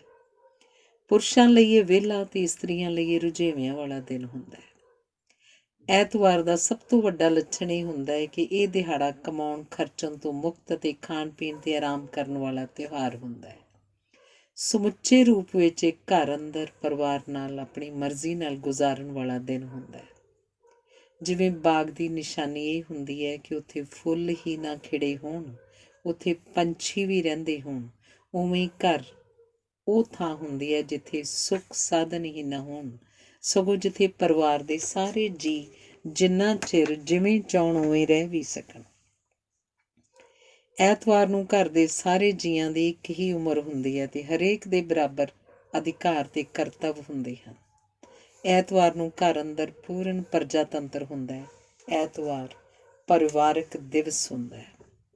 ਘਰ ਤੋਂ ਬਿਨਾਂ ਆਰਾਮ ਬਾਰੇ ਸੋਚਿਆ ਵੀ ਨਹੀਂ ਜਾ ਸਕਦਾ ਕਿਉਂਕਿ ਘਰ ਇਸਤਰੀ ਨਾਲ ਬਣਦਾ ਹੈ, ਸੋ ਇਸਤਰੀ ਦੇ ਸਹਿਯੋਗ ਤੋਂ ਬਿਨਾਂ ਐਤਵਾਰ ਨਹੀਂ ਬਣਦਾ। ਇਹ ਦਿਨ ਥੱਕੇ ਹੋਏ ਪਰਿਵਾਰ ਵਿੱਚ ਹਿੰਮਤ ਪਾ ਦਿੰਦਾ ਹੈ। ਇਹ ਦਿਨ ਪਤੀ ਪਤਨੀ ਵੱਲੋਂ ਇੱਕ ਦੂਜੇ ਦੇ ਸਰੀਰਕ ਖਜ਼ਾਨੇ ਫਰੋਲਣ ਦਾ ਅਵਸਰ ਹੁੰਦਾ ਹੈ। ਐਤਵਾਰ ਨੂੰ ਪਤਨੀਆਂ ਉਹ ਵਾਅਦੇ ਵੀ ਪੂਰੇ ਕਰਦੀਆਂ ਹਨ ਜਿਹੜੇ ਉਹਨਾਂ ਨੇ ਕੀਤੇ ਵੀ ਨਹੀਂ ਹੁੰਦੇ। ਇਹ ਕੁਰਬਾਨੀਆਂ ਮੰਗਣ ਦਾ ਨਹੀਂ, ਕੁਰਬਾਨ ਹੋਣ ਦਾ, ਝਗੜੇ ਕਰਨ ਦਾ ਨਹੀਂ, ਸਮਝੌਤੇ ਸਿਰਜਣ ਦਾ, ਵਿਰੋਧ ਪ੍ਰਗਟਾਉਣ ਦਾ ਨਹੀਂ, ਸਹਿਮਤ ਹੋਣ ਦਾ ਦਿਨ ਹੁੰਦਾ ਹੈ। ਇਹ ਦਿਨ ਦੱਸਦਾ ਹੈ ਕਿ ਤੁਹਾਡੇ ਅਗਲੇ ਦਿਨ ਕਿਵੇਂ ਲੰਘਣਗੇ। ਜਿਹੜੇ ਮਨੁੱਖ ਆਪਣੇ ਪਰਿਵਾਰ ਨਾਲ ਸਮਾਂ ਨਹੀਂ ਗੁਜ਼ਾਰਦੇ, ਉਹਨਾਂ ਵਿੱਚ ਇਨਸਾਨਾਂ ਵਾਲੇ ਗੁਣ ਨਹੀਂ ਉਪਜਦੇ ਅਤੇ ਉਹਨਾਂ ਦੇ ਜੀਵਨ ਵਿੱਚ ਸੰਤੁਲਨ ਨਹੀਂ ਹੁੰਦਾ। ਜੇ ਕਿਸੇ ਦਾ ਚਰਿੱਤਰ ਜਾਣਨਾ ਹੋਵੇ ਤਾਂ ਵੇਖੋ ਉਹ ਐਤਵਾਰ ਕਿਵੇਂ ਗੁਜ਼ਾਰਦਾ ਹੈ। ਜਿਨ੍ਹਾਂ ਕੋਲ ਐਤਵਾਰ ਨੂੰ ਆਰਾਮ ਕਰਨ ਲਈ ਸਮਾਂ ਨਹੀਂ ਹੁੰਦਾ, ਉਹਨਾਂ ਨੂੰ ਬਾਕੀ ਦਿਨਾਂ ਦੌਰਾਨ ਬਿਮਾਰ ਹੋਣ ਵਾਸਤੇ ਸਮਾਂ ਕੱਢਣਾ ਪੈਂਦਾ ਹੈ। ਐਤਵਾਰ ਸਾਰਿਆਂ ਦੇ ਰਲ ਕੇ ਹੱਸਣ ਖੇਡਣ ਵਾਲਾ ਦਿਨ ਹੁੰਦਾ ਹੈ। ਰਲ ਕੇ ਹੱਸਣ ਨਾਲ ਸਾਰਿਆਂ ਦੀ ਲੰਬਾਈ ਚੌੜਾਈ ਦਰੁਸਤ ਹੋ ਜਾਂਦੀ ਹੈ। ਇਸ ਦਿਨ ਬਹਿਸ ਨਹੀਂ, ਗੱਲਬਾਤ ਕੀਤੀ ਜਾਂਦੀ ਹੈ। ਇਸ ਦਿਨ ਚਾਹ ਹੀ ਨਹੀਂ, ਨਾਲ ਪਕੌੜੇ ਵੀ ਮਿਲਦੇ ਹਨ, ਜਿਨ੍ਹਾਂ ਨਾਲ ਗੱਲਬਾਤ ਹੋਰ ਸੁਆਦਲੀ ਹੋ ਜਾਂਦੀ ਹੈ। ਜਿਹੜੇ ਪਤੀ ਆਪਣੀ ਪਤਨੀਆਂ ਨੂੰ ਤੰਗ ਕਰਦੇ ਹਨ, ਉਹ ਐਤਵਾਰ ਦਾ ਸੰਤਾਪ ਤਾਂ ਭੋਗਦੇ ਹੀ ਹਨ। ਉਹ ਪਤਨੀਆਂ ਦੀ ਮਾਨਸਿਕ ਤੇ ਭਾਵਕ ਸੁੰਦਰਤਾ ਵੇਖਣ ਮਾਨਣ ਤੋਂ ਵੀ ਵਿਰਵੇ ਰਹਿ ਜਾਂਦੇ ਹਨ। ਇਸਤਰੀ ਚਾਹੁੰਦੀ ਹੈ ਕਿ ਪਤੀ ਘਰ ਰਹੇ ਤਾਂ ਜੋ ਉਸ ਨੂੰ ਸੁੱਖ ਦੇ ਸਕੇ। ਇਸ ਯਤਨ 'ਚ ਸਫਲ ਉਹ ਐਤਵਾਰ ਨੂੰ ਹੀ ਹੁੰਦੀ ਹੈ। ਪਤੀ ਐਤਵਾਰ ਨੂੰ ਪਤਨੀ ਕੋਲ ਪਿਆਰ ਦੀ ਟਿਊਸ਼ਨ ਪੜ੍ਹਦਾ ਹੈ। ਐਤਵਾਰ ਵਾਲੇ ਦਿਨ ਆਪਣੇ ਘਰ ਅੰਦਰਲੀ ਸੁਰੱਖਿਆ ਵਿੱਚ ਅਸੀਂ ਪਰਵਾਹ ਨਹੀਂ ਕਰਦੇ ਕਿ ਦੂਜੇ ਸਾਡੇ ਬਾਰੇ ਕੀ ਕਹਿੰਦੇ ਹਨ। ਜਿਸ ਸੁਭਾਗੇ ਨੇ ਵੀ ਐਤਵਾਰ ਦੀ ਛੁੱਟੀ ਬਾਰੇ ਸੋਚਿਆ ਹੋਏਗਾ, ਸਮੁੱਚੀ ਮਾਨਵ ਜਾਤੀ ਨੂੰ ਉਹਦਾ ਧੰਨਵਾਦੀ ਹੋਣਾ ਚਾਹੀਦਾ ਹੈ। ਅਜੋਕੇ ਸੰਸਾਰ ਦੇ ਹਰੇਕ ਸੱਭਿਅਕ ਸਮਾਜ ਵਿੱਚ ਹਰ ਹਫ਼ਤੇ ਵਿੱਚ ਐਤਵਾਰ ਜਾਂ ਐਤਵਾਰ ਵਰਗਾ ਇੱਕ ਦਿਨ ਜ਼ਰੂਰ ਹੁੰਦਾ ਹੈ, ਜਦੋਂ ਸਮਾਜ ਵੱਖਰੀ ਚਾਲ ਨਾਲ ਚੱਲਦਾ ਹੈ। ਇਸ ਦਿਨ ਦਾ ਨੇਮ ਕਾਨੂੰਨ ਤੇ ਨਿਤਨੇਮ ਜਾਂ ਟਾਈਮ ਟੇਬਲ ਲਾਗੂ ਨਹੀਂ ਹੁੰਦੇ। 18ਵੀਂ ਸਦੀ ਦੇ ਮੱਧ ਤੱਕ ਸਾਰਾ ਸੰਸਾਰ ਇੱਕੋ ਜਿਹਾ ਸੀ, ਨਾ ਅਮੀਰ ਨਾ ਗਰੀਬ। ਖੇਤੀ ਉੱਤੇ ਨਿਰਭਰ ਗ੍ਰਾਮੀਣ ਸਮਾਜ ਵਿੱਚ ਐਤਵਾਰ ਨੂੰ ਯੂਰਪ ਵਿੱਚ ਕੰਮ ਕਰਨ ਦੀ ਮਨਾਹੀ ਸੀ, ਤਾਂ ਜੋ ਇਸ ਦਿਨ ਲੋਕ ਪੂਜਾ ਪਾਠ ਕਰਨ। ਸੰਸਾਰ ਵਿੱਚ ਅਮੀਰ ਗਰੀਬ ਦਾ ਅੰਤਰ ਉਦਯੋਗਿਕ ਕ੍ਰਾਂਤੀ ਨਾਲ ਪਿਆ। ਉਦਯੋਗਿਕ ਕ੍ਰਾਂਤੀ ਪਹਿਲਾਂ ਯੂਰਪ ਵਿੱਚ ਆਈ, ਇਸੇ ਕਰਕੇ ਯੂਰਪ ਜੀਵਨ ਦੇ ਸ਼ਹਿਰੀਕਰਨ ਕਰਕੇ ਪਹਿਲਾਂ ਖੁਸ਼ਹਾਲ ਹੋਇਆ। ਕਾਰਖਾਨੇ ਫੈਕਟਰੀਆਂ ਵਿੱਚ ਕਾਮਿਆਂ ਨੂੰ ਨਿਸ਼ਚਿਤ ਸਮੇਂ, ਨਿਸ਼ਚਿਤ ਘੰਟਿਆਂ ਲਈ ਨਿਸ਼ਚਿਤ ਢੰਗ ਨਾਲ ਨਿਸ਼ਚਿਤ ਕੰਮ ਕਰਨਾ ਪੈਂਦਾ ਸੀ, ਜਿਸ ਨਾਲ ਵਿਹਾਰ, ਕੰਮ, ਸਮਾਂ, ਆਮਦਨ, ਖਰਚ ਆਦਿ ਸਭ ਕੁਝ ਨੇਮਬੱਧ ਹੋ ਗਿਆ। ਮੁੱਢ ਵਿੱਚ ਐਤਵਾਰ ਦਾ ਦਿਨ ਮਸ਼ੀਨਾਂ ਦੀ ਮੁਰੰਮਤ ਕਰਨ, ਮਜ਼ਦੂਰਾਂ ਦੇ ਨਹਾਉਣ ਧੋਣ, ਗਿਰਜੇ ਜਾਂ ਪਿੰਡ ਜਾਣ ਦਾ ਦਿਨ ਹੋਇਆ ਕਰਦਾ ਸੀ। ਜਦੋਂ ਮਸ਼ੀਨਾਂ ਤੇ ਮਜ਼ਦੂਰਾਂ ਦੀ ਕਾਰਗੁਜ਼ਾਰੀ ਸੁਧਰੀ, ਤਾਂ ਹੀ ਐਤਵਾਰ ਦੀ ਉਜਰਤ ਸਮੇਤ ਛੁੱਟੀ ਦੇਣ ਦੀ ਪਿਰਤ ਪਈ। ਜਦੋਂ ਮੁਨਾਫਾ ਵਧਿਆ ਤਾਂ ਮਾਲਕਾਂ ਨੇ ਹੋਰ ਤਿਉਹਾਰਾਂ ਦੀਆਂ ਛੁੱਟੀਆਂ ਵੀ ਦੇਣੀਆਂ ਆਰੰਭ ਕੀਤੀਆਂ। ਮੁੱਢ ਵਿੱਚ ਫੈਕਟਰੀਆਂ ਵਿੱਚ ਲਗਭਗ 12 ਘੰਟੇ ਰੋਜ਼ ਕੰਮ ਕਰਨਾ ਪੈਂਦਾ ਸੀ। ਮਜ਼ਦੂਰਾਂ ਨੇ ਮੰਗ ਕੀਤੀ ਕਿ ਕੰਮ ਦੇ ਘੰਟੇ ਭਾਵੇਂ ਇੰਨੇ ਹੀ ਹੋਣ, ਪਰ ਉਜਰਤ ਵਧਾਈ ਜਾਏ। ਫਿਰ ਉਹਨਾਂ ਨੇ ਮੰਗ ਕੀਤੀ ਕਿ ਉਜਰਤ ਭਾਵੇਂ ਨਾ ਵਧਾਈ ਜਾਏ, ਪਰ ਕੰਮ ਦੇ ਘੰਟੇ ਘਟਾਏ ਜਾਣ ਅਤੇ ਹੋਰ ਛੁੱਟੀਆਂ ਦਿੱਤੀਆਂ ਜਾਣ। ਇਵੇਂ ਕੰਮ ਦੇ ਘੰਟੇ, ਉਜਰਤ ਤੇ ਛੁੱਟੀਆਂ ਆਦਿ ਮਜ਼ਦੂਰ ਸੰਘਾਂ ਦੀਆਂ ਮੁੱਖ ਮੰਗਾਂ ਰਹੀਆਂ ਹਨ। 20ਵੀਂ ਸਦੀ ਵਿੱਚ ਗਰਮੀਆਂ ਸਰਦੀਆਂ 'ਚ ਕੰਮ ਦੇ ਹਰ ਰੋਜ਼ 9 ਘੰਟੇ ਨਿਸ਼ਚਿਤ ਕੀਤੇ ਗਏ, ਜਿਨ੍ਹਾਂ ਵਿੱਚੋਂ 1 ਘੰਟਾ ਦੁਪਹਿਰ ਦਾ ਖਾਣਾ ਖਾਣ ਤੇ ਆਰਾਮ ਕਰਨ ਲਈ ਮਿਲਣ ਲੱਗਿਆ ਤੇ 6 ਦਿਨਾਂ ਮਗਰੋਂ ਇੱਕ ਛੁੱਟੀ ਦਾ ਰਿਵਾਜ਼ ਪਿਆ। ਸਮੇਂ ਦੇ ਬੀਤਣ ਨਾਲ ਕੁਝ ਵਰਗਾਂ ਨੂੰ ਐਤਵਾਰ ਦੀ ਪੂਰੀ ਛੁੱਟੀ ਨਾਲ ਸ਼ਨਿਚਰਵਾਰ ਦੀ ਅੱਧੀ ਛੁੱਟੀ ਮਿਲਣ ਲੱਗ ਪਈ। ਜਦੋਂ ਮਸ਼ੀਨਾਂ ਦੀ ਕਾਰਗੁਜ਼ਾਰੀ ਹੋਰ ਸੁਧਰੀ ਤਾਂ ਸਾਲ ਦੌਰਾਨ ਉਜਰਤ ਸਮੇਤ ਪਹਿਲਾਂ 1 ਸਪਤਾਹ ਤੇ ਮਗਰੋਂ 2 ਸਪਤਾਹ ਦੀ ਛੁੱਟੀ ਮਿਲਣ ਲੱਗ ਪਈ। ਇਹਨਾਂ ਛੁੱਟੀਆਂ ਨਾਲ ਹੋਟਲ ਉਦਯੋਗ ਤੇ ਸੈਰ ਸਪਾਟਾ ਵਧਿਆ। ਕੰਮ ਵਾਲੀ ਥਾਂ ਤੇ ਪਹੁੰਚਣ ਵਿੱਚ ਵਧੇਰੇ ਸਮਾਂ ਲੱਗਣ ਕਰਕੇ ਕੰਮ ਦੇ ਘੰਟੇ ਹੋਰ ਘਟਾਏ ਗਏ ਤੇ ਕਮਾਏ ਪੈਸਿਆਂ ਨੂੰ ਖਰਚਣ ਦਾ ਵਧੇਰੇ ਸਮਾਂ ਦੇਣ ਲਈ ਸ਼ਨਿਚਰਵਾਰ ਦੀ ਛੁੱਟੀ ਕਰਕੇ ਐਤਵਾਰ ਨੂੰ ਲੰਮਾ ਕਰ ਦਿੱਤਾ ਗਿਆ। ਹਫ਼ਤੇ ਦੀ ਉਜਰਤ ਸ਼ੁੱਕਰਵਾਰ ਨੂੰ ਮਿਲਣ ਕਾਰਨ ਸਿਨੇਮਿਆਂ ਵਿੱਚ ਹਰ ਸ਼ੁੱਕਰਵਾਰ ਨਵੀਂ ਫਿਲਮ ਲਾਉਣ ਦਾ ਰਿਵਾਜ਼ ਪਿਆ। ਉਪਰੋਕਤ ਕਾਰਨਾਂ ਕਰਕੇ ਅਰਥਚਾਰਾ ਵਧੇਰੇ ਚੁਸਤ ਹੋ ਗਿਆ ਤੇ ਬਾਜ਼ਾਰ ਦਾ ਮਹੱਤਵ ਵੱਧ ਗਿਆ। ਜਦੋਂ ਆਮਦਨਾਂ ਵੱਧਦੀਆਂ ਹਨ ਤਾਂ ਖਾਣ ਹੰਢਾਉਣ ਦੀ ਇੱਛਾ ਵੀ ਵੱਧਦੀ ਹੈ।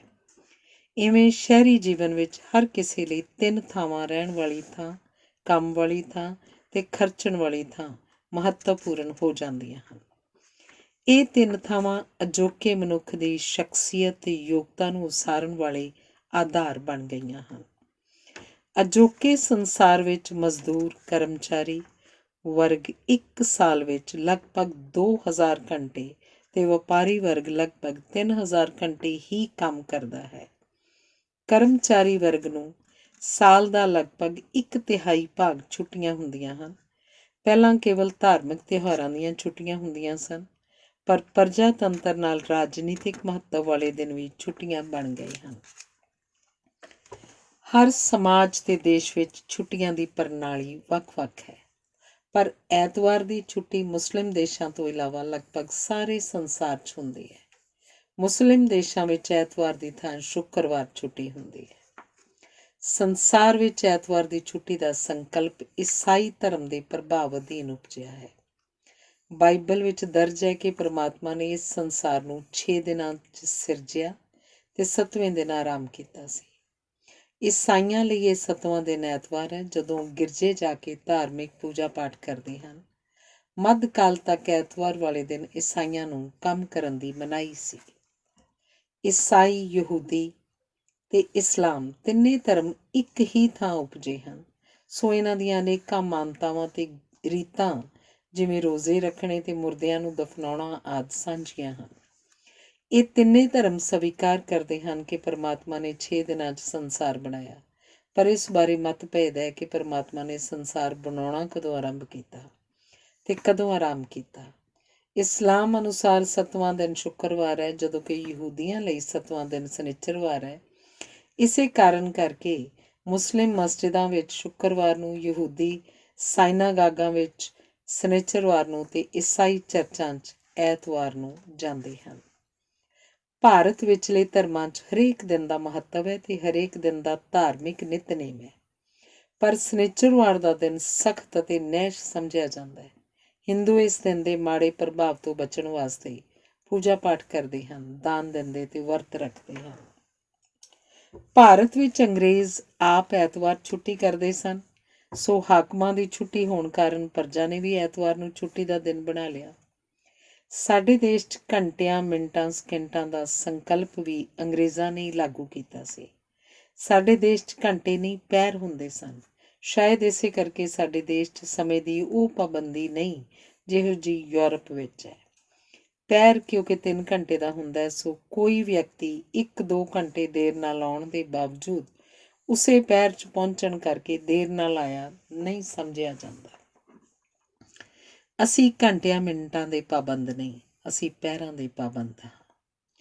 ਅਜੋਕੇ ਸੰਸਾਰ 'ਚ ਕੰਮ ਵਾਲੀ ਥਾਂ 'ਤੇ ਸਭ ਤੋਂ ਘੱਟ ਸਮਾਂ ਫਰਾਂਸੀਸੀ ਗੁਜ਼ਾਰਦੇ ਹਨ, ਸੋ ਕੰਮ ਦਾ ਸਭ ਤੋਂ ਛੋਟਾ ਸਪਤਾਹ ਫਰਾਂਸ ਵਿੱਚ ਹੈ, ਜਿੱਥੇ ਕੰਮ ਵਾਂਗ ਹੀ ਆਰਾਮ ਤੇ ਮੌਜ ਮੇਲੇ ਨੂੰ ਬਰਾਬਰ ਦਾ ਮਹੱਤਵ ਪ੍ਰਾਪਤ ਹੈ।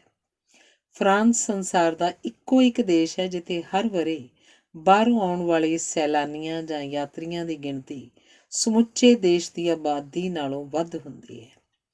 ਮੌਲਿਕ ਵਿਚਾਰਾਂ ਦੇ ਪੱਖੋਂ ਤੇ ਨਵੀਆਂ ਤਕਨੀਕਾਂ, ਨਵੀਆਂ ਕਲਾਵਾਂ ਦੇ ਪੱਖੋਂ ਫਰਾਂਸ ਸੰਸਾਰ 'ਚ ਮੋਹਰੀ ਹੈ। ਫਰਾਂਸ ਵਿੱਚ 5 ਦਿਨ ਹਰ ਰੋਜ਼ ਲਗਭਗ 6 ਘੰਟੇ ਕੰਮ ਕੀਤਾ ਜਾਂਦਾ ਹੈ। ਜੇ ਸੰਸਾਰ ਦੇ ਸਾਰੇ ਲੋਕ ਕੰਮ ਕਰਨ ਤਾਂ ਲਗਭਗ 2 ਘੰਟੇ ਕੰਮ ਕਰਨ ਨਾਲ ਹੀ ਸਾਰੇ ਕੰਮ ਹੋ ਸਕਦੇ ਹਨ, ਪਰ ਸਮਾਜ ਦੀ ਲਗਭਗ 1/3 ਤੇ ਕਈ ਵਾਰੀ 1/4 ਆਬਾਦੀ ਹੀ ਆਰਥਿਕ ਪੱਖੋਂ ਕਾਰਜਸ਼ੀਲ ਹੁੰਦੀ ਹੈ। ਹਰ ਸਮਾਜ ਦੀ ਲਗਭਗ 1/3 ਆਬਾਦੀ ਸੇਵਾ ਮੁਕਤ ਹੋ ਚੁੱਕੀ ਹੁੰਦੀ ਹੈ। 1/3 ਵਸੋਂ ਕੰਮ ਕਰਨ ਲਈ ਤਿਆਰੀ ਕਰ ਰਹੀ ਜਾਂ ਸਿਖਲਾਈ ਲੈ ਰਹੀ ਹੁੰਦੀ ਹੈ। ਇਵੇਂ ਸਮਾਜ ਦਾ ਸਮੁੱਚਾ ਅਰਥਚਾਰਾ 1/3 ਕਾਰਜਸ਼ੀਲ ਵਸੋਂ ਉੱਤੇ ਉਸਰਿਆ ਹੁੰਦਾ ਹੈ। ਐਤਵਾਰ ਤੇ ਹੋਰ ਛੁੱਟੀਆਂ ਦੀ ਲੋੜ ਇਸੇ ਵਰਗ ਨੂੰ ਹੁੰਦੀ ਹੈ। ਇਸੇ ਵਰਗ ਲਈ ਐਤਵਾਰ ਦਾ ਆਰਾਮ ਜ਼ਰੂਰੀ ਹੁੰਦਾ ਹੈ। ਆਰਾਮ ਦੀ ਲੋੜ ਇਸ ਲਈ ਪੈਂਦੀ ਹੈ ਤਾਂ ਜੋ ਮਨੁੱਖ ਕਾਰਜਸ਼ੀਲ ਬਣਿਆ ਰਹੇ। ਆਰਾਮ ਤੋਂ ਬਿਨਾਂ ਨਿਰੰਤਰ ਕੰਮ ਕਰਨ ਨਾਲ ਸਰੀਰਕ, ਭਾਵਕ, ਬੌਧਿਕ ਤੇ ਮਾਨਸਿਕ ਸੰਤੁਲਨ ਵਿਗੜ ਜਾਂਦਾ ਹੈ। ਕਾਰਗੁਜ਼ਾਰੀ ਦੀ ਪੱਧਰ ਨੀਵੀਂ ਹੋ ਜਾਂਦੀ ਹੈ, ਗਲਤੀਆਂ ਵੱਧ ਜਾਂਦੀਆਂ ਹਨ, ਝਗੜੇ ਤੇ ਹਾਦਸੇ ਵਧੇਰੇ ਨੁਕਸਾਨਦੇਹ ਹੋ ਸਕਦੇ ਹਨ। ਆਰਾਮ ਦੀ ਆਸ ਨਾਲ ਹੀ ਮਿਹਨਤ ਕੀਤੀ ਜਾਂਦੀ ਹੈ। ਆਰਾਮ ਨਾਲ ਸਾਡਾ ਸਰੀਰ ਤੇ ਦਿਮਾਗ ਦੋਵੇਂ ਸੱਜਰੇ ਤੇ ਤੰਦਰੁਸਤ ਹੋ ਜਾਂਦੇ ਹਨ। ਜਿਨ੍ਹਾਂ ਸਮਾਜਾਂ ਵਿੱਚ ਆਰਾਮ ਦੀ ਘਾਟ ਹੁੰਦੀ ਹੈ ਉੱਥੇ ਲੋਕ ਪਰੰਪਰਾਵਾਦੀ ਜਾਂ ਕੱਟੜ ਜਾਂ ਹਿੰਸਕ ਹੋ ਜਾਂਦੇ ਹਨ। ਇਸਲਾਮ ਵਿੱਚ ਹਰ ਰੋਜ਼ 5 ਵਾਰੀ ਨਮਾਜ਼ ਪੜ੍ਹਨ ਦੀ ਰੀਤ ਹੈ ਤੇ ਇਵੇਂ ਧਾਰਮਿਕ ਨਿਤਨੇਮ ਵਿੱਚ ਹੀ ਸਾਰਾ ਸਮਾਂ ਲੰਘ ਜਾਂਦਾ ਹੈ। ਇਹੀ ਕਾਰਨ ਹੈ ਕਿ ਇਸਲਾਮ ਵਿੱਚ ਬੀਤੀਆਂ ਸਦੀਆਂ ਦੌਰਾਨ ਕਿਸੇ ਵੀ ਖੇਤਰ ਵਿੱਚ ਕੁਝ ਵੀ ਮੌਲਿਕ ਨਹੀਂ ਵਾਪਰਿਆ। ਬਹੁ ਪਤਨੀ ਪ੍ਰਥਾ ਕਾਰਨ, ਪਰਿਵਾਰ ਵੱਡੇ ਹੋਣ ਕਾਰਨ ਨਾ ਘਰਾਂ 'ਚ ਆਰਾਮ ਹੈ ਨਾ ਕੰਮ ਵਾਲੀ ਥਾਂ 'ਤੇ। ਇਹੀ ਕਾਰਨ ਹੈ ਕਿ ਮੁਸਲਮਾਨਾਂ ਦੀ ਆਬਾਦੀ ਵਾਲੇ ਮੁਹੱਲੇ ਤੰਗ, ਸ਼ਹਿਰ ਗੰਦੇ ਤੇ ਵਾਤਾਵਰਨ ਤਣਾਅ ਵਾਲਾ ਹੁੰਦਾ ਹੈ। ਇਹਨਾਂ ਕਾਰਨਾਂ ਕਰਕੇ ਮੁਸਲਿਮ ਸਮਾਜ ਪਰਿਵਰਤਨ ਵਿਰੋਧੀ ਤਾਂ ਹੋਣਾ ਹੀ ਸੀ, ਇਹ ਕੱਟੜਵਾਦੀ ਵੀ ਹੋ ਗਿਆ। ਭਾਰਤ ਵਿੱਚ ਹਿੰਦੂ ਸਮਾਜ ਵੀ ਵਰਤਾਂ, ਜਗਰਾਤਿਆਂ ਤੇ ਕਰਮਕਾਂਡਾਂ ਦੀ ਬਹੁਤਾਤ ਕਾਰਨ ਥਕਾਵਟ ਦਾ ਸ਼ਿਕਾਰ ਹੈ ਤੇ ਅੰਧ ਵਿਸ਼ਵਾਸਾਂ ਦੇ ਬੋਝ ਕਾਰਨ ਹੀ ਹਿੰਦੂ ਸਮਾਜ 'ਚ ਕੋਈ ਸੁਧਾਰ, ਵਿਕਾਸ ਨਹੀਂ ਵਾਪਰ ਰਿਹਾ। ਸਥਿਤੀ ਤਾਂ ਸਿੱਖ ਸਮਾਜ ਵਿੱਚ ਵੀ ਉਤਸ਼ਾਹਜਨਕ ਨਹੀਂ ਹੈ, ਕਿਉਂਕਿ ਸਿੱਖ ਸਮਾਜ ਵਿੱਚ ਐਤਵਾਰ ਸਭ ਤੋਂ ਵੱਧ ਥਕਾਵਟ ਵਾਲਾ ਦਿਨ ਬਣ ਗਿਆ। ਅਣਸੁਖਾਵੇਂ ਸਮੇਂ 'ਤੇ ਕੀਤੇ ਜਾਣ ਵਾਲੇ ਸ਼ਰਧਾਂਜਲੀਆਂ ਵਾਲੇ ਥਕਾਊ ਸਮਾਗਮ ਜਿਉਣ ਦਾ ਉਤਸ਼ਾਹ ਹੀ ਮਾਰ ਦਿੰਦੇ ਹਨ। ਸ਼ਹਿਰਾਂ ਵਿੱਚ ਵਧੇਰੇ ਕਰਕੇ ਦੁਕਾਨਦਾਰ ਜਾਂ ਕਰਮਚਾਰੀ ਰਹਿੰਦੇ ਹਨ, ਜਿਨ੍ਹਾਂ ਦਾ ਸਾਰਾ ਜੀਵਨ ਨਿੱਕੇ ਜਿਹੇ ਘੇਰੇ ਵਿੱਚ ਹੀ ਬੀਤ ਜਾਂਦਾ ਹੈ। ਇਸੇ ਕਰਕੇ ਇਹ ਵਰਗ ਸਭ ਤੋਂ ਵੱਧ ਪਰੰਪਰਾਵਾਦੀ ਹੁੰਦਾ ਹੈ। ਦੁਕਾਨਦਾਰ ਤਾਂ ਐਤਵਾਰ ਨੂੰ ਅੱਧੇ ਮਰੇ ਹੋਏ ਨਜ਼ਰ ਆਉਂਦੇ ਹਨ ਤੇ ਕਰਮਚਾਰੀ ਬਿਮਾਰ ਵਿਖਾਈ ਦਿੰਦੇ ਹਨ। ਭਾਰਤੀ ਸਮਾਗਮਾਂ ਦਾ ਇੱਕ ਵਿਸ਼ੇਸ਼ ਲੱਛਣ ਇਹ ਹੈ ਕਿ ਇਹ ਨਾ ਸਮੇਂ ਸਿਰ ਆਰੰਭ ਹੁੰਦੇ ਹਨ, ਨਾ ਸਮੇਂ ਸਿਰ ਮੁੱਕਦੇ ਹਨ। ਇਹੀ ਕਾਰਨ ਹੈ ਕਿ ਇਹਨਾਂ ਵਿੱਚ ਜਾਣਾ ਕੋਈ ਨਹੀਂ ਚਾਹੁੰਦਾ, ਪਰ ਜਾਣਾ ਪੈਂਦਾ ਹੈ। ਇਹ ਸਮਾਗਮ ਆਰਾਮ ਦੀ ਇੱਛਾ ਉੱਤੇ ਸਿੱਧਾ ਧਾਵਾ ਬੋਲਦੇ ਹਨ ਤੇ ਇਵੇਂ ਐਤਵਾਰ ਪੂਰਨ ਭਾਂਤ ਜ਼ਖਮੀ ਹੋ ਜਾਂਦਾ ਹੈ। ਇਹਨਾਂ ਕਾਰਨਾਂ ਕਰਕੇ ਸਾਰਾ ਭਾਰਤ ਥੱਕਿਆ ਥੱਕਿਆ ਵਿਖਾਈ ਦਿੰਦਾ ਹੈ। ਜਿਸ ਪਰਿਵਾਰ, ਸਮਾਜ ਜਾਂ ਦੇਸ਼ ਵਿੱਚ ਆਰਾਮ ਕਰਨ ਦੀ ਕੋਈ ਨਿਸ਼ਚਿਤ ਦਿਨ ਜਾਂ ਨਿਸ਼ਚਿਤ ਢੰਗ ਤਰੀਕਾ ਨਹੀਂ ਹੁੰਦਾ, ਉੱਥੇ ਕੰਮਕਾਜ ਦੀ ਪੱਧਰ ਵੀ ਨੀਵੀਂ ਹੁੰਦੀ ਹੈ। ਜੇ ਕੰਮ ਵੇਲੇ ਕੰਮ ਕੀਤਾ ਜਾਏ ਤੇ ਆਰਾਮ ਵੇਲੇ ਆਰਾਮ, ਤਾਂ ਸਾਡੀ ਕਾਰਗੁਜ਼ਾਰੀ ਸੁਧਰੇਗੀ। ਪਰ ਜੇ ਦੁਕਾਨ ਜਾਂ ਕੰਮ ਵਾਲੀ ਥਾਂ 'ਤੇ ਟੈਲੀਵਿਜ਼ਨ ਵੇਖਦਿਆਂ ਕੰਮ ਤੇ ਮਨੋਰੰਜਨ ਨੂੰ ਰਲਗੱਡ ਕੀਤਾ ਜਾਏ ਤਾਂ ਉੱਥੇ ਕਾਰਗੁਜ਼ਾਰੀ ਨੇ ਨਿੱਘਰਨਾ ਹੀ ਹੁੰਦਾ ਹੈ। ਅਜੇ ਤੱਕ ਅਸੀਂ ਵਿਦੇਸ਼ਾਂ ਵਿੱਚ ਓਵਰ ਟਾਈਮ ਲਾ ਕੇ ਪੈਸੇ ਕਮਾਉਣ ਤੇ ਵਿਦੇਸ਼ੀ ਵਸਤਾਂ ਖਰੀਦਣ ਹੀ ਜਾਂਦੇ ਹਾਂ, ਪਰ ਜਦੋਂ ਅਸੀਂ ਆਪ ਅਮੀਰ ਅਤੇ ਖੁਸ਼ਹਾਲ ਹੋ ਜਾਵਾਂਗੇ ਤਾਂ ਅਸੀਂ ਕੇਵਲ ਘੁੰਮਣ ਲਈ ਉੱਥੇ ਉਵੇਂ ਜਾਇਆ ਕਰਾਂਗੇ ਜਿਵੇਂ ਵਿਦੇਸ਼ੀ ਭਾਰਤ ਵਿੱਚ ਘੁੰਮਣ ਆਉਂਦੇ ਹਨ। ਐਤਵਾਰ ਦੇ ਅਰਥ ਖਾਣ ਪੀਣ ਤੇ ਸੁੱਤੇ ਰਹਿਣ ਤੋਂ ਨਹੀਂ ਹਨ। ਭਾਵੇਂ ਐਤਵਾਰ ਨੂੰ ਇਹ ਦੋਵੇਂ ਕਾਰਜ ਮਹੱਤਵਪੂਰਨ ਹੁੰਦੇ ਹਨ, ਪਰ ਵਧੇਰੇ ਮਹੱਤਵਪੂਰਨ ਕੰਮ ਇਸ ਦਿਨ ਨੂੰ ਮਜਬੂਰੀ ਅਧੀਨ ਨਹੀਂ, ਆਪਣੀ ਮਰਜ਼ੀ ਨਾਲ ਗੁਜ਼ਾਰਨਾ ਤੇ ਸੁਤੰਤਰ ਅਨੁਭਵ ਕਰਨਾ ਹੁੰਦਾ ਹੈ। ਸੁਤੰਤਰਤਾ ਵਿੱਚੋਂ ਨਵੇਂ ਵਿਚਾਰ ਉਪਜਦੇ ਹਨ ਤੇ ਵਿਕਾਸ ਦੀ ਰੂਪ ਰੇਖਾ ਸਪਸ਼ਟ ਹੁੰਦੀ ਹੈ। ਪਰ ਕਈ ਇਸ ਦਿਨ ਘਰ 'ਚ ਧੋਬੀ ਘਾਟ ਖੋਲ੍ਹ ਲੈਂਦੇ ਹਨ ਜਾਂ ਸਫਾਈ ਅਧੀਨ ਸਭ ਕੁਝ ਉਲਟਾ ਪੁਲਟਾ ਕਰ ਦਿੰਦੇ ਹਨ, ਜਿਸ ਕਾਰਨ ਐਤਵਾਰ ਉਤਸ਼ਾਹੀ ਹੋਣ ਦੀ ਥਾਂ ਥਕਾਵਟੀ ਦਿਹਾੜਾ ਬਣ ਜਾਂਦਾ ਹੈ। ਕੀ ਲੋੜੀਂਦਾ ਆਰਾਮ ਕਰ ਲਿਆ ਗਿਆ ਕਿ ਨਹੀਂ, ਇਸ ਦਾ ਪ੍ਰਮਾਣ ਇਹ ਹੁੰਦਾ ਹੈ ਕਿ ਸੋਮਵਾਰ ਨੂੰ ਕੰਮ ਕਰਨ ਦਾ ਚਾਅ ਉਪਜਦਾ ਹੈ ਕਿ ਨਹੀਂ। ਸਾਡੇ ਸਮੁੱਚੇ ਵਿਹਾਰ 'ਚ ਥਕਾਵਟ ਦਾ ਮੁੱਖ ਕਾਰਨ ਜੀਵਨ ਦਾ ਬੇਨੇਮਾ ਹੋਣਾ ਹੈ। ਸਾਡੇ ਜੀਵਨ 'ਚ ਕਿਸੇ ਵੀ ਕਾਰਜ ਲਈ ਸਮਾਂ ਨਿਸ਼ਚਿਤ ਨਹੀਂ, ਨਾ ਹੀ ਕੰਮ ਦਾ, ਨਾ ਭੋਜਨ ਦਾ, ਨਾ ਆਰਾਮ ਦਾ, ਨਾ ਕਮਾਉਣ ਖਰਚਣ ਤੇ ਨਾ ਹੀ ਵਰਤਾਉਣ ਦਾ। ਜੀਵਨ ਨੂੰ ਨੇਮਬੱਧ ਕਰਨ ਪਿੱਛੇ ਉਦੇਸ਼ ਆਰਾਮ ਨੂੰ ਨੇਮਬੱਧ ਕਰਨਾ ਤੇ ਆਪਣੀ ਕਾਰਗੁਜ਼ਾਰੀ ਨੂੰ ਸੁਧਾਰਨਾ ਹੁੰਦਾ ਹੈ। ਆਰਾਮ ਨਾਲ ਉਪਜੀ ਨਰੋਈ ਸੋਚ ਨਾਲ ਹੀ ਅਸੀਂ ਸਮਾਜ ਬਾਰੇ ਸੋਚ ਸਕਾਂਗੇ, ਨਹੀਂ ਤਾਂ ਘਰ ਤਾਂ ਸਾਰੇ ਚੰਗੇ ਪਾ ਲੈਣਗੇ, ਪਰ ਗਲੀ ਮੁਹੱਲੇ ਨੂੰ ਤੇ ਆਪਣੇ ਆਪ ਨੂੰ ਸੁਧਾਰਨ ਤੇ ਸਵਾਰਨ ਬਾਰੇ ਕੋਈ ਨਹੀਂ ਸੋਚੇਗਾ। ਖੁਸ਼ਹਾਲ ਦੇਸ਼ਾਂ ਵਿੱਚ ਐਤਵਾਰ ਰਲ ਕੇ ਭੋਜਨ ਖਾਣ, ਖੇਡਾਂ ਖੇਡਣ ਤੇ ਮਨ ਪਰਚਾਵੇ ਵਾਲੀਆਂ ਖੁੱਲ੍ਹੀਆਂ ਥਾਵਾਂ 'ਤੇ ਜਾਣ ਲਈ ਵਰਤਿਆ ਜਾਂਦਾ ਹੈ। ਉੱਤੇ ਜੇ ਕੋਈ ਤਿਉਹਾਰ ਬੁੱਧ ਜਾਂ ਵੀਰ ਵਾਲੇ ਦਿਨ ਆਉਂਦਾ ਹੈ ਤਾਂ ਸਾਰੇ ਦੇਸ਼ ਦੀ ਸਹਿਮਤੀ ਨਾਲ ਉਸ ਨੂੰ ਸ਼ੁੱਕਰਵਾਰ ਨੂੰ ਮਨਾਇਆ ਜਾਂਦਾ ਹੈ, ਤਾਂ ਜੋ ਸ਼ੁੱਕਰ, ਸ਼ਨਿਚਰ ਤੇ ਐਤਵਾਰ ਦੀ ਲੰਮੀ ਛੁੱਟੀ ਮਾਣੀ ਜਾ ਸਕੇ। ਜਦੋਂ ਸਾਡੀ ਸੋਚ ਤਰਕ ਸੰਗਤ ਹੋ ਜਾਏਗੀ ਤਾਂ ਅਸੀਂ ਵੀ ਆਪਣੇ ਤਿਉਹਾਰਾਂ ਨੂੰ ਨਵੇਂ ਢੰਗ ਨਾਲ ਵਿਉਂਤਬੱਧ ਕਰ ਲਵਾਂਗੇ। ਉਦਾਹਰਨ ਵਜੋਂ ਲੋਹੜੀ ਜਨਵਰੀ ਦੇ ਦੂਜੇ ਸ਼ੁੱਕਰਵਾਰ, ਹੋਲੀ ਮਾਰਚ ਦੇ ਤੀਜੇ ਸੋਮਵਾਰ, ਦੀਵਾਲੀ ਨਵੰਬਰ ਦੇ ਦੂਜੇ ਸ਼ਨਿਚਰਵਾਰ ਕਰਨ ਨਾਲ ਲੋਕ ਇਹ ਤਿਉਹਾਰ ਪਰਿਵਾਰਾਂ ਨਾਲ ਰਲ ਕੇ ਮਨਾ ਸਕਿਆ ਕਰਨਗੇ। ਜਿਵੇਂ ਪੱਛਮ ਵਿੱਚ ਵਰ੍ਹੇ ਦੇ ਅੰਤਲੇ ਸਪਤਾਹ ਕ੍ਰਿਸਮਸ ਦੀਆਂ ਛੁੱਟੀਆਂ ਹੁੰਦੀਆਂ ਹਨ, ਉਵੇਂ ਭਾਰਤ ਵਿੱਚ ਹਫ਼ਤੇ ਦੇ ਵਿਚਲੇ ਦਿਨਾਂ ਨੂੰ ਆਉਣ ਵਾਲੇ ਤਿਉਹਾਰ ਸੰਬੰਧਿਤ ਹਫ਼ਤੇ ਦੇ ਸ਼ਨਿਚਰਵਾਰ ਨੂੰ ਮਨਾ ਕੇ ਦੀਵਾਲੀ ਦੇ ਅਵਸਰ 'ਤੇ ਦੇਸ਼ ਭਰ 'ਚ ਇੱਕ ਸਪਤਾਹ ਦੀਆਂ ਛੁੱਟੀਆਂ ਕੀਤੀਆਂ ਜਾ ਸਕਦੀਆਂ ਹਨ। ਪਰ ਇਹ ਤਾਂ ਹੀ ਹੋਏਗਾ ਜੇ ਅਸੀਂ ਤਰਕਸੰਗਤ ਢੰਗ ਨਾਲ ਸੋਚਾਂਗੇ। ਪ੍ਰਸ਼ਨ ਇਹ ਹੈ ਕਿ ਅਸੀਂ ਸੋਚਣਾ ਤੇ ਤਰਕਸੰਗਤ ਢੰਗ ਨਾਲ ਸੋਚਣਾ ਕਦੋਂ ਆਰੰਭ ਕਰਾਂਗੇ। ਨਿਰਸੰਦੇਹ ਕੰਮ ਇੰਨਾ ਹੁੰਦਾ ਹੈ ਕਿ ਕਈ ਵਾਰੀ ਹਫ਼ਤੇ 'ਚ 8 ਦਿਨਾਂ ਦੀ ਲੋੜ ਪੈਂਦੀ ਹੈ, ਪਰ ਜੇ ਹਫ਼ਤੇ 'ਚ 7 ਵਾਰ ਤੇ 8 ਤਿਉਹਾਰ ਹੋਣਗੇ ਤਾਂ ਕੰਮ ਕਦੇ ਵੀ ਨਹੀਂ ਮੁੱਕੇਗਾ। ਸਮਝਣਾ ਜ਼ਰੂਰੀ ਹੈ ਕਿ ਸਪਤਾਹ 'ਚ ਸਾਡੇ ਕੋਲ ਕੰਮ ਦੇ 6 ਦਿਨ ਹਨ। ਜੋ ਕਰਨਾ ਹੈ ਇਹਨਾਂ 6 ਦਿਨਾਂ ਵਿੱਚ ਕੀਤਾ ਜਾਣਾ ਚਾਹੀਦਾ ਹੈ ਤਾਂ ਜੋ ਐਤਵਾਰ ਨੂੰ ਆਪਣੀ ਰਫ਼ਤਾਰ ਨਾਲ ਮਨਮਰਜ਼ੀ ਅਨੁਸਾਰ ਜੀਵਿਆ ਜਾ ਸਕੇ। ਐਤਵਾਰ ਜਿਉਣ ਤੇ ਜੀਵਨ ਜਿਉਣ ਦਾ ਦਿਨ ਹੁੰਦਾ ਹੈ। ਇਸ ਦਿਨ ਮੁਕਤੀ ਬਾਰੇ ਸੋਚਣਾ ਪਾਪ ਹੈ। ਐਤਵਾਰ ਜਿਉਣ ਤੇ ਜੀਵਨ ਮਾਨਣ ਦਾ ਦਿਨ ਹੁੰਦਾ ਹੈ। ਇਸ ਦਿਨ ਮੁਕਤੀ ਬਾਰੇ ਸੋਚਣਾ ਪਾਪ ਹੈ। ਐਤਵਾਰ ਨੂੰ ਆਰਾਮ ਕਰਨ ਵਾਲੇ ਲੋਕ ਭਵਿੱਖ ਬਾਰੇ ਸੋਚਦੇ ਹਨ। ਜਿਨ੍ਹਾਂ ਨੂੰ ਵਰਤਮਾਨ ਦੀ ਚਿੰਤਾ ਹੁੰਦੀ ਹੈ ਉਹ ਐਤਵਾਰ ਨੂੰ ਕੰਮ ਦੀ ਅਣਲੱਥੀ ਥਕਾਵਟ ਕਾਰਨ ਚਿੰਤਾ ਹੀ ਕਰਦੇ ਹਨ। ਉਦਾਸ ਮਨ ਲੰਘ ਗਏ ਜਾਂ ਬੀਤ ਗਏ ਸਮੇਂ ਬਾਰੇ ਝੂਰਦੇ ਰਹਿੰਦੇ ਹਨ। ਉਂਝ ਤਾਂ ਭਾਰਤ ਛੁੱਟੀ ਪ੍ਰਧਾਨ ਦੇਸ਼ ਹੈ, ਪਰ ਥਕਾਵਟ ਕਾਰਨ ਤੇ ਕਿਸੇ ਵੀ ਪੱਖੋਂ ਜੀਵਨ ਦੇ ਨੇਮਬੱਧ ਨਾ ਹੋਣ ਕਾਰਨ ਸਾਰਾ ਭਾਰਤ ਥਕਾਵਟ ਦਾ ਮਰੀਜ਼ ਵਿਖਾਈ ਦਿੰਦਾ ਹੈ। ਹਰ ਵੇਲੇ ਕੰਮ 'ਚ ਰੁੱਝੇ ਵਿਅਕਤੀ ਵਿਚਾਰਾਂ ਦੇ ਪੱਖੋਂ ਬੜੇ ਖੁੰਡੇ ਹੁੰਦੇ ਹਨ। ਆਰਾਮ ਤੋਂ ਬਿਨਾਂ ਡੰਗ ਤਾਂ ਟਪਾਇਆ ਜਾ ਸਕਦਾ ਹੈ, ਪਰ ਕੁਝ ਮੌਲਿਕ ਤੇ ਚੰਗੀ ਪੱਧਰ ਦਾ ਕੰਮ ਨਹੀਂ ਕੀਤਾ ਜਾ ਸਕਦਾ। ਐਤਵਾਰ ਨੂੰ ਸਭ ਬੰਦੇਜਾਂ ਤੋਂ ਮੁਕਤ ਕਰਕੇ ਇਸ ਨੂੰ ਚਾਵਾਂ ਵਾਲਾ ਦਿਨ ਬਣਾ ਕੇ ਸੋਚ ਨਾਲ ਆਪਣੀ ਕਾਰਜ ਕੁਸ਼ਲਤਾ ਸੰਵਾਰ ਕੇ ਉਤਸ਼ਾਹੀ ਮਨ ਨਾਲ ਅਸੀਂ ਵੀ ਯੂਰਪ ਵਾਂਗ ਖੁਸ਼ਹਾਲੀ ਦੇ ਰਾਹ ਪੈ ਸਕਦੇ ਹਾਂ। ਸਾਡਾ ਐਤਵਾਰ ਦੱਸੇਗਾ ਕਿ ਸਾਡਾ ਅਗਲਾ ਸਪਤਾਹ ਕਿਹੋ ਜਿਹਾ ਹੋਏਗਾ। ਸਾਡੇ ਸਪਤਾਹ ਦੱਸਣਗੇ ਕਿ ਸਾਡਾ ਜੀਵਨ ਤੇ ਸਾਡਾ ਭਵਿੱਖ ਕਿਹੋ ਜਿਹਾ ਹੋਵੇਗਾ। ਧੰਨਵਾਦ। ਅਗਲਾ ਲੇਖ ਹੈ ਪੁਰਾਣੇ ਜ਼ਮਾਨੇ। ਪੁਰਾਣੇ ਜ਼ਮਾਨੇ 'ਚ ਦੁੱਧ ਉੱਤੇ 7 ਵਾਰ ਮਲਾਈ ਆਉਂਦੀ ਸੀ। ਇਹ ਮਲਾਈਆਂ ਖਾਣ ਵਾਲੇ ਇੰਨੇ ਤਗੜੇ ਹੁੰਦੇ ਸਨ ਕਿ ਜਿਨ੍ਹਾਂ ਨੇ ਘੋੜੇ ਰੱਖੇ ਹੁੰਦੇ ਸਨ ਉਹ ਸਵਾਰ ਹੋਣ ਤੋਂ ਪਹਿਲਾਂ 3-4 ਮੀਲ ਘੋੜੇ ਨਾਲ ਬਰਾਬਰ ਦੌੜਦੇ ਸਨ।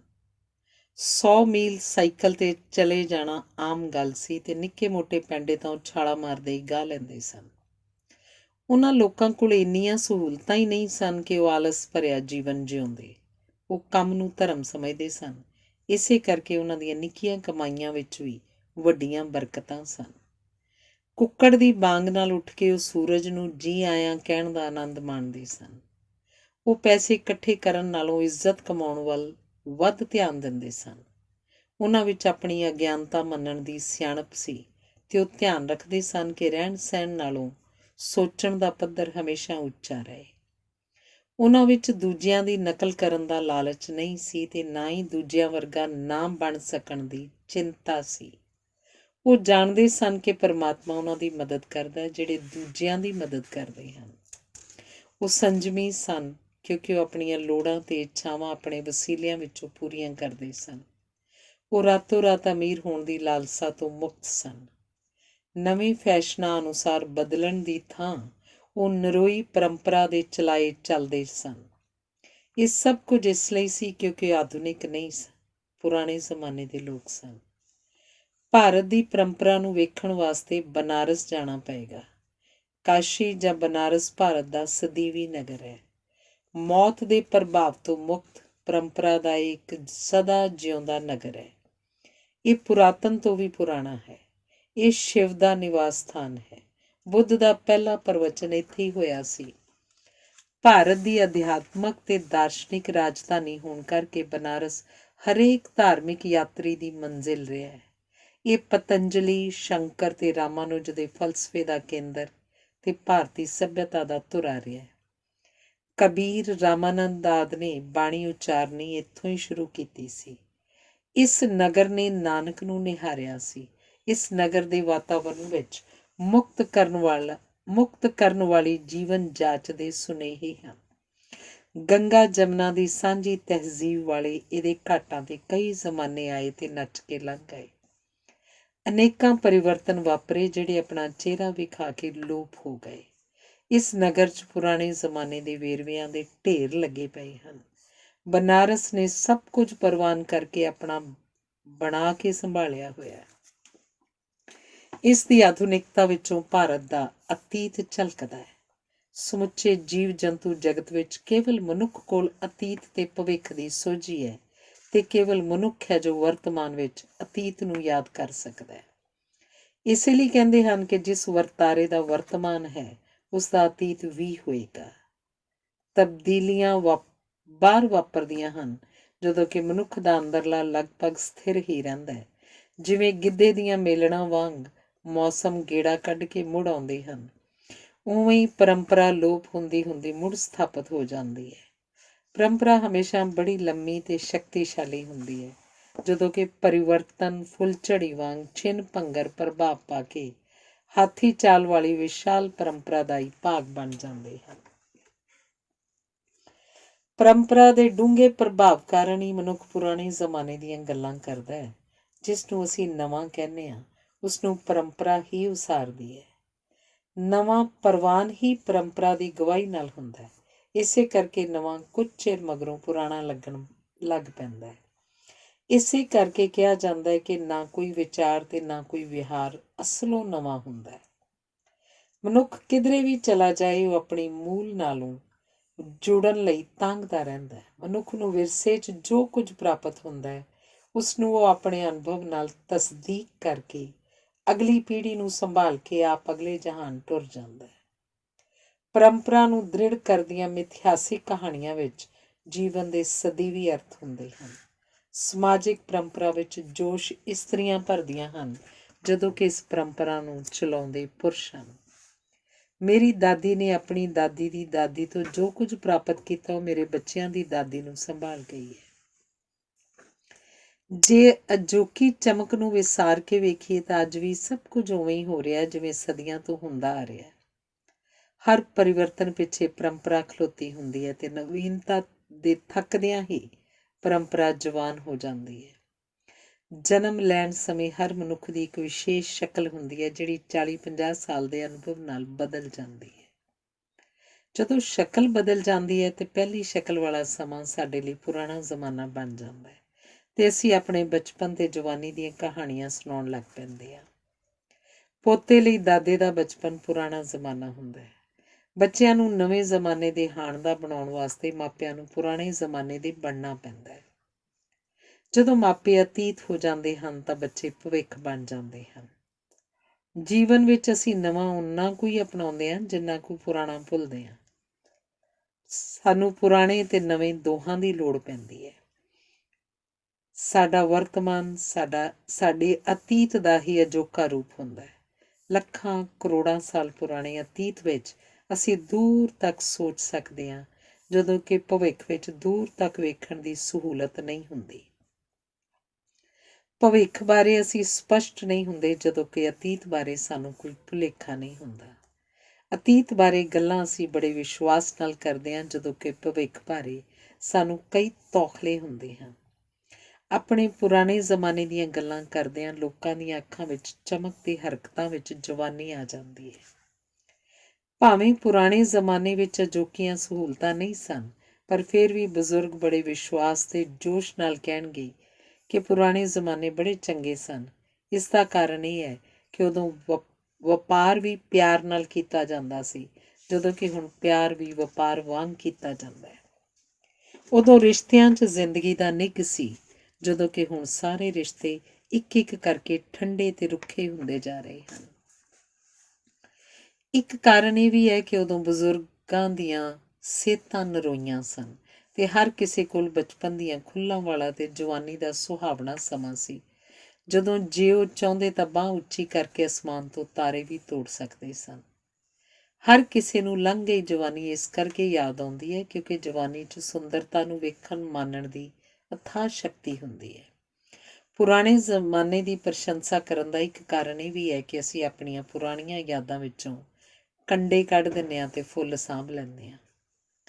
ਪੁਰਾਣੇ ਜ਼ਮਾਨਿਆਂ ਦਾ ਗੁਣ ਗਾਇਨ ਕਰਨ ਦਾ ਇਹ ਵੀ ਇੱਕ ਕਾਰਨ ਹੈ ਕਿ ਪੁਰਾਣੇ ਜ਼ਮਾਨੇ 'ਚ ਅਸੀਂ ਬੱਚੇ ਸਾਂ ਅਤੇ ਆਪਣੇ ਮਾਪਿਆਂ ਵੱਲੋਂ ਜ਼ਿੰਦਗੀ ਦੇ ਘੱਲੂਘਾਰੇ ਵਿੱਚ ਵਾਹੀਆਂ ਤੇਗਾਂ ਅਤੇ ਚਲਾਈਆਂ ਦੇਗਾਂ ਦੇ ਵੇਰਵੇ ਸ਼ਰਧਾ ਨਾਲ ਪ੍ਰਗਟਾਉਣ ਨਾਲ ਸਾਨੂੰ ਆਪਣੇ ਚੰਗੇ ਸੁਹਿਰਦ ਅਤੇ ਧੰਨਵਾਦੀ ਸੰਤਾਨ ਹੋਣ ਦਾ ਮਾਣ ਭਰਿਆ ਅਹਿਸਾਸ ਹੁੰਦਾ ਹੈ।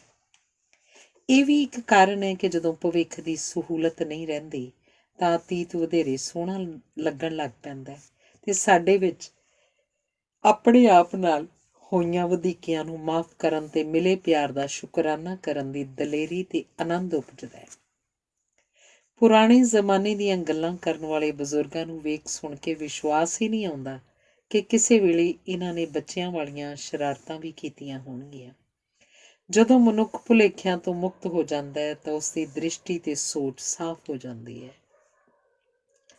ਜਵਾਨਾਂ ਨੂੰ ਭੁਲੇਖਾ ਹੁੰਦਾ ਹੈ ਕਿ ਕੇਵਲ ਉਹੀ ਆਧੁਨਿਕ ਹਨ।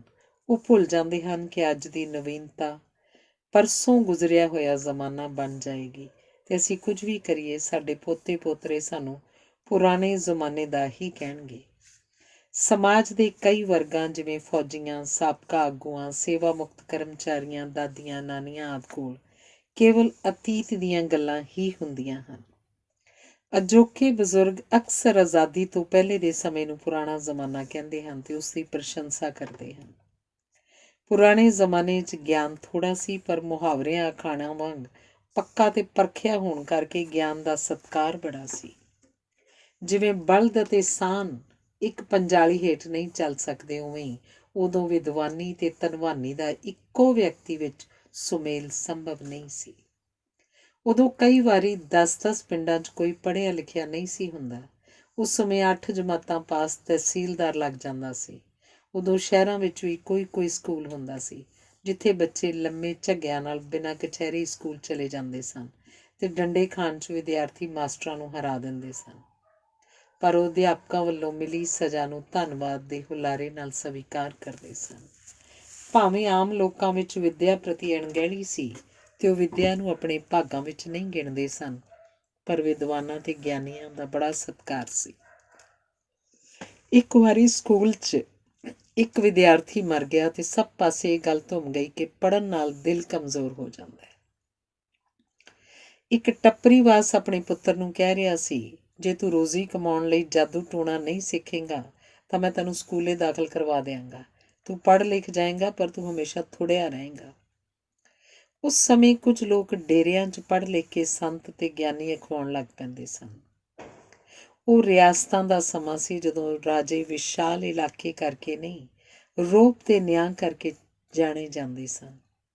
ਰਾਜੇ ਤਾਂ ਪੰਜਾਬ ਦੇ ਹੀ ਫੱਬਦੇ ਸਨ, ਜਦੋਂ ਕਿ ਬਾਕੀ ਰਾਜੇ ਤਾਂ ਕੰਨਾਂ ਵਿੱਚੋਂ ਮੈਲ ਕੱਢਣ ਵਾਲੇ ਹੀ ਲੱਗਦੇ ਸਨ। ਦੁਖੀ ਲੋਕ ਰਾਜੇ ਦਾ ਇਲਾਕਾ ਛੱਡ ਜਾਂਦੇ ਸਨ ਅਤੇ ਇਸ ਗੱਲ ਨੂੰ ਰਾਜੇ ਲਈ ਸਰਾਪ ਸਮਝਿਆ ਜਾਂਦਾ ਸੀ। ਚੰਗੇ ਰਾਜਿਆਂ ਦੇ ਨਿਆਂ ਦੀਆਂ ਗੱਲਾਂ ਲੋਕ ਸੱਥਾਂ 'ਚ ਬਹਿ ਕੇ ਕਰਿਆ ਕਰਦੇ ਸਨ। ਇੱਕ ਵਾਰੀ ਇੱਕ ਮਜ਼ਦੂਰ ਦੀ ਸੋਹਣੀ ਪਤਨੀ ਨੂੰ ਲਾਲਚ ਦੇ ਕੇ ਇੱਕ ਪਟਵਾਰੀ ਨੇ ਉਧਾਲ ਲਿਆ। ਫਰਿਆਦ ਹੋਣ ਉੱਤੇ ਰਾਜੇ ਨੇ ਮਜ਼ਦੂਰ ਨੂੰ ਕਿਹਾ, ਮੈਂ ਪਿੰਡ ਆ ਕੇ ਇਨਸਾਫ ਕਰਾਂਗਾ। ਦੋਵੇਂ ਧਿਰਾਂ ਨੂੰ ਸੁਣਨ ਉਪਰੰਤ ਜਦੋਂ ਰਾਜਾ ਫੈਸਲਾ ਲਿਖਣ ਲੱਗਾ ਤਾਂ ਵੇਖਿਆ ਪਾਣੀ ਦੀ ਘਾਟ ਕਾਰਨ ਦਵਾਤ 'ਚ ਸਿਆਹੀ ਗਾੜੀ ਹੋ ਗਈ ਸੀ।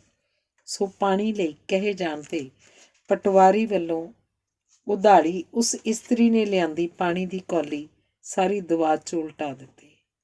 ਰਾਜੇ ਨੇ ਫੈਸਲਾ ਦਿੱਤਾ ਕਿ ਉਹ ਇਸਤਰੀ ਪਟਵਾਰੀ ਦੀ ਪਤਨੀ ਨਹੀਂ ਹੋ ਸਕਦੀ, ਕਿਉਂਕਿ ਜੇ ਉਹ ਹੁੰਦੀ ਤਾਂ ਉਹਨੂੰ ਪਤਾ ਹੋਣਾ ਸੀ ਕਿ ਦਵਾਤ 'ਚ ਕਿੰਨਾ ਪਾਣੀ ਪਾਉਣਾ ਹੈ। ਪੁਰਾਣੇ ਜ਼ਮਾਨੇ ਵਿੱਚ ਰੁੱਖ ਮਨੁੱਖ ਦੇ ਦੁੱਖਾਂ ਭੁੱਖਾਂ, ਰੋਗਾਂ ਸੋਗਾਂ ਦਾ ਸਹੀ ਅਤੇ ਸੁਖਾਵਾਂ ਇਲਾਜ ਹੁੰਦੇ ਸਨ। ਜ਼ਬਾਨ ਦੇ ਪੱਕੇ ਅਤੇ ਵੈਰ ਤੋਂ ਬਿਨਾਂ ਵਿਰੋਧ ਕਰਨ ਵਾਲੇ ਲੋਕ ਜਿਹੋ ਜਿਹੀ ਹਵਾ ਚੱਲਦੀ ਉਹੋ ਜਿਹਾ ਓਹਲਾ ਕਰ ਲਿਆ ਕਰਦੇ ਸਨ। ਦਰਿਆ ਪਿੰਡਾਂ ਵਿੱਚੋਂ ਲੰਘਦੇ ਸਨ ਅਤੇ ਕਈ ਵਾਰੀ ਘਰ ਪਹੁੰਚਣ ਵਾਸਤੇ ਦਰਿਆ 'ਚੋਂ ਲੰਘਣਾ ਪੈਂਦਾ ਸੀ। ਕਥਾਕਾਰਾਂ, ਕਵੀਸ਼ਰਾਂ, ਢਾਡੀਆਂ ਨੂੰ ਸੁਣਨ ਲਈ ਲੋਕ ਦੂਰ ਦੂਰ ਤੱਕ ਚਲੇ ਜਾਂਦੇ ਸਨ। ਉਦੋਂ ਸਿਆਣਪ ਨਾਲ ਗਰੀਬੀ ਤੋਂ ਛੁਟਕਾਰਾ ਪਾਉਣ ਵਾਲੇ ਪ੍ਰਸਿੱਧ ਹੋ ਜਾਂਦੇ ਸਨ। ਉਦੋਂ ਹਰ ਕਿਸੇ ਦਾ ਵਿਹਾਰ ਖੁੱਲ੍ਹਾ ਡੁੱਲਾ ਤੇ ਮਸ਼ਕਰੀ ਭਰਪੂਰ ਸੀ। ਇੱਕ ਵਾਰੀ ਇੱਕ ਸ਼ਹਿਰੀ ਡਾਕਟਰ ਨੇ ਇੱਕ ਬਿਮਾਰ ਕਿਸਾਨ ਨੂੰ ਕਿਹਾ ਕਿ ਅੱਗੋਂ ਮੱਖਣ, ਘਿਓ, ਪਿੰਨੀਆਂ, ਪੰਜੀਰੀ, ਖੀਰ, ਕੜਾਹ ਆਦਿ ਨਹੀਂ ਖਾਣਾ।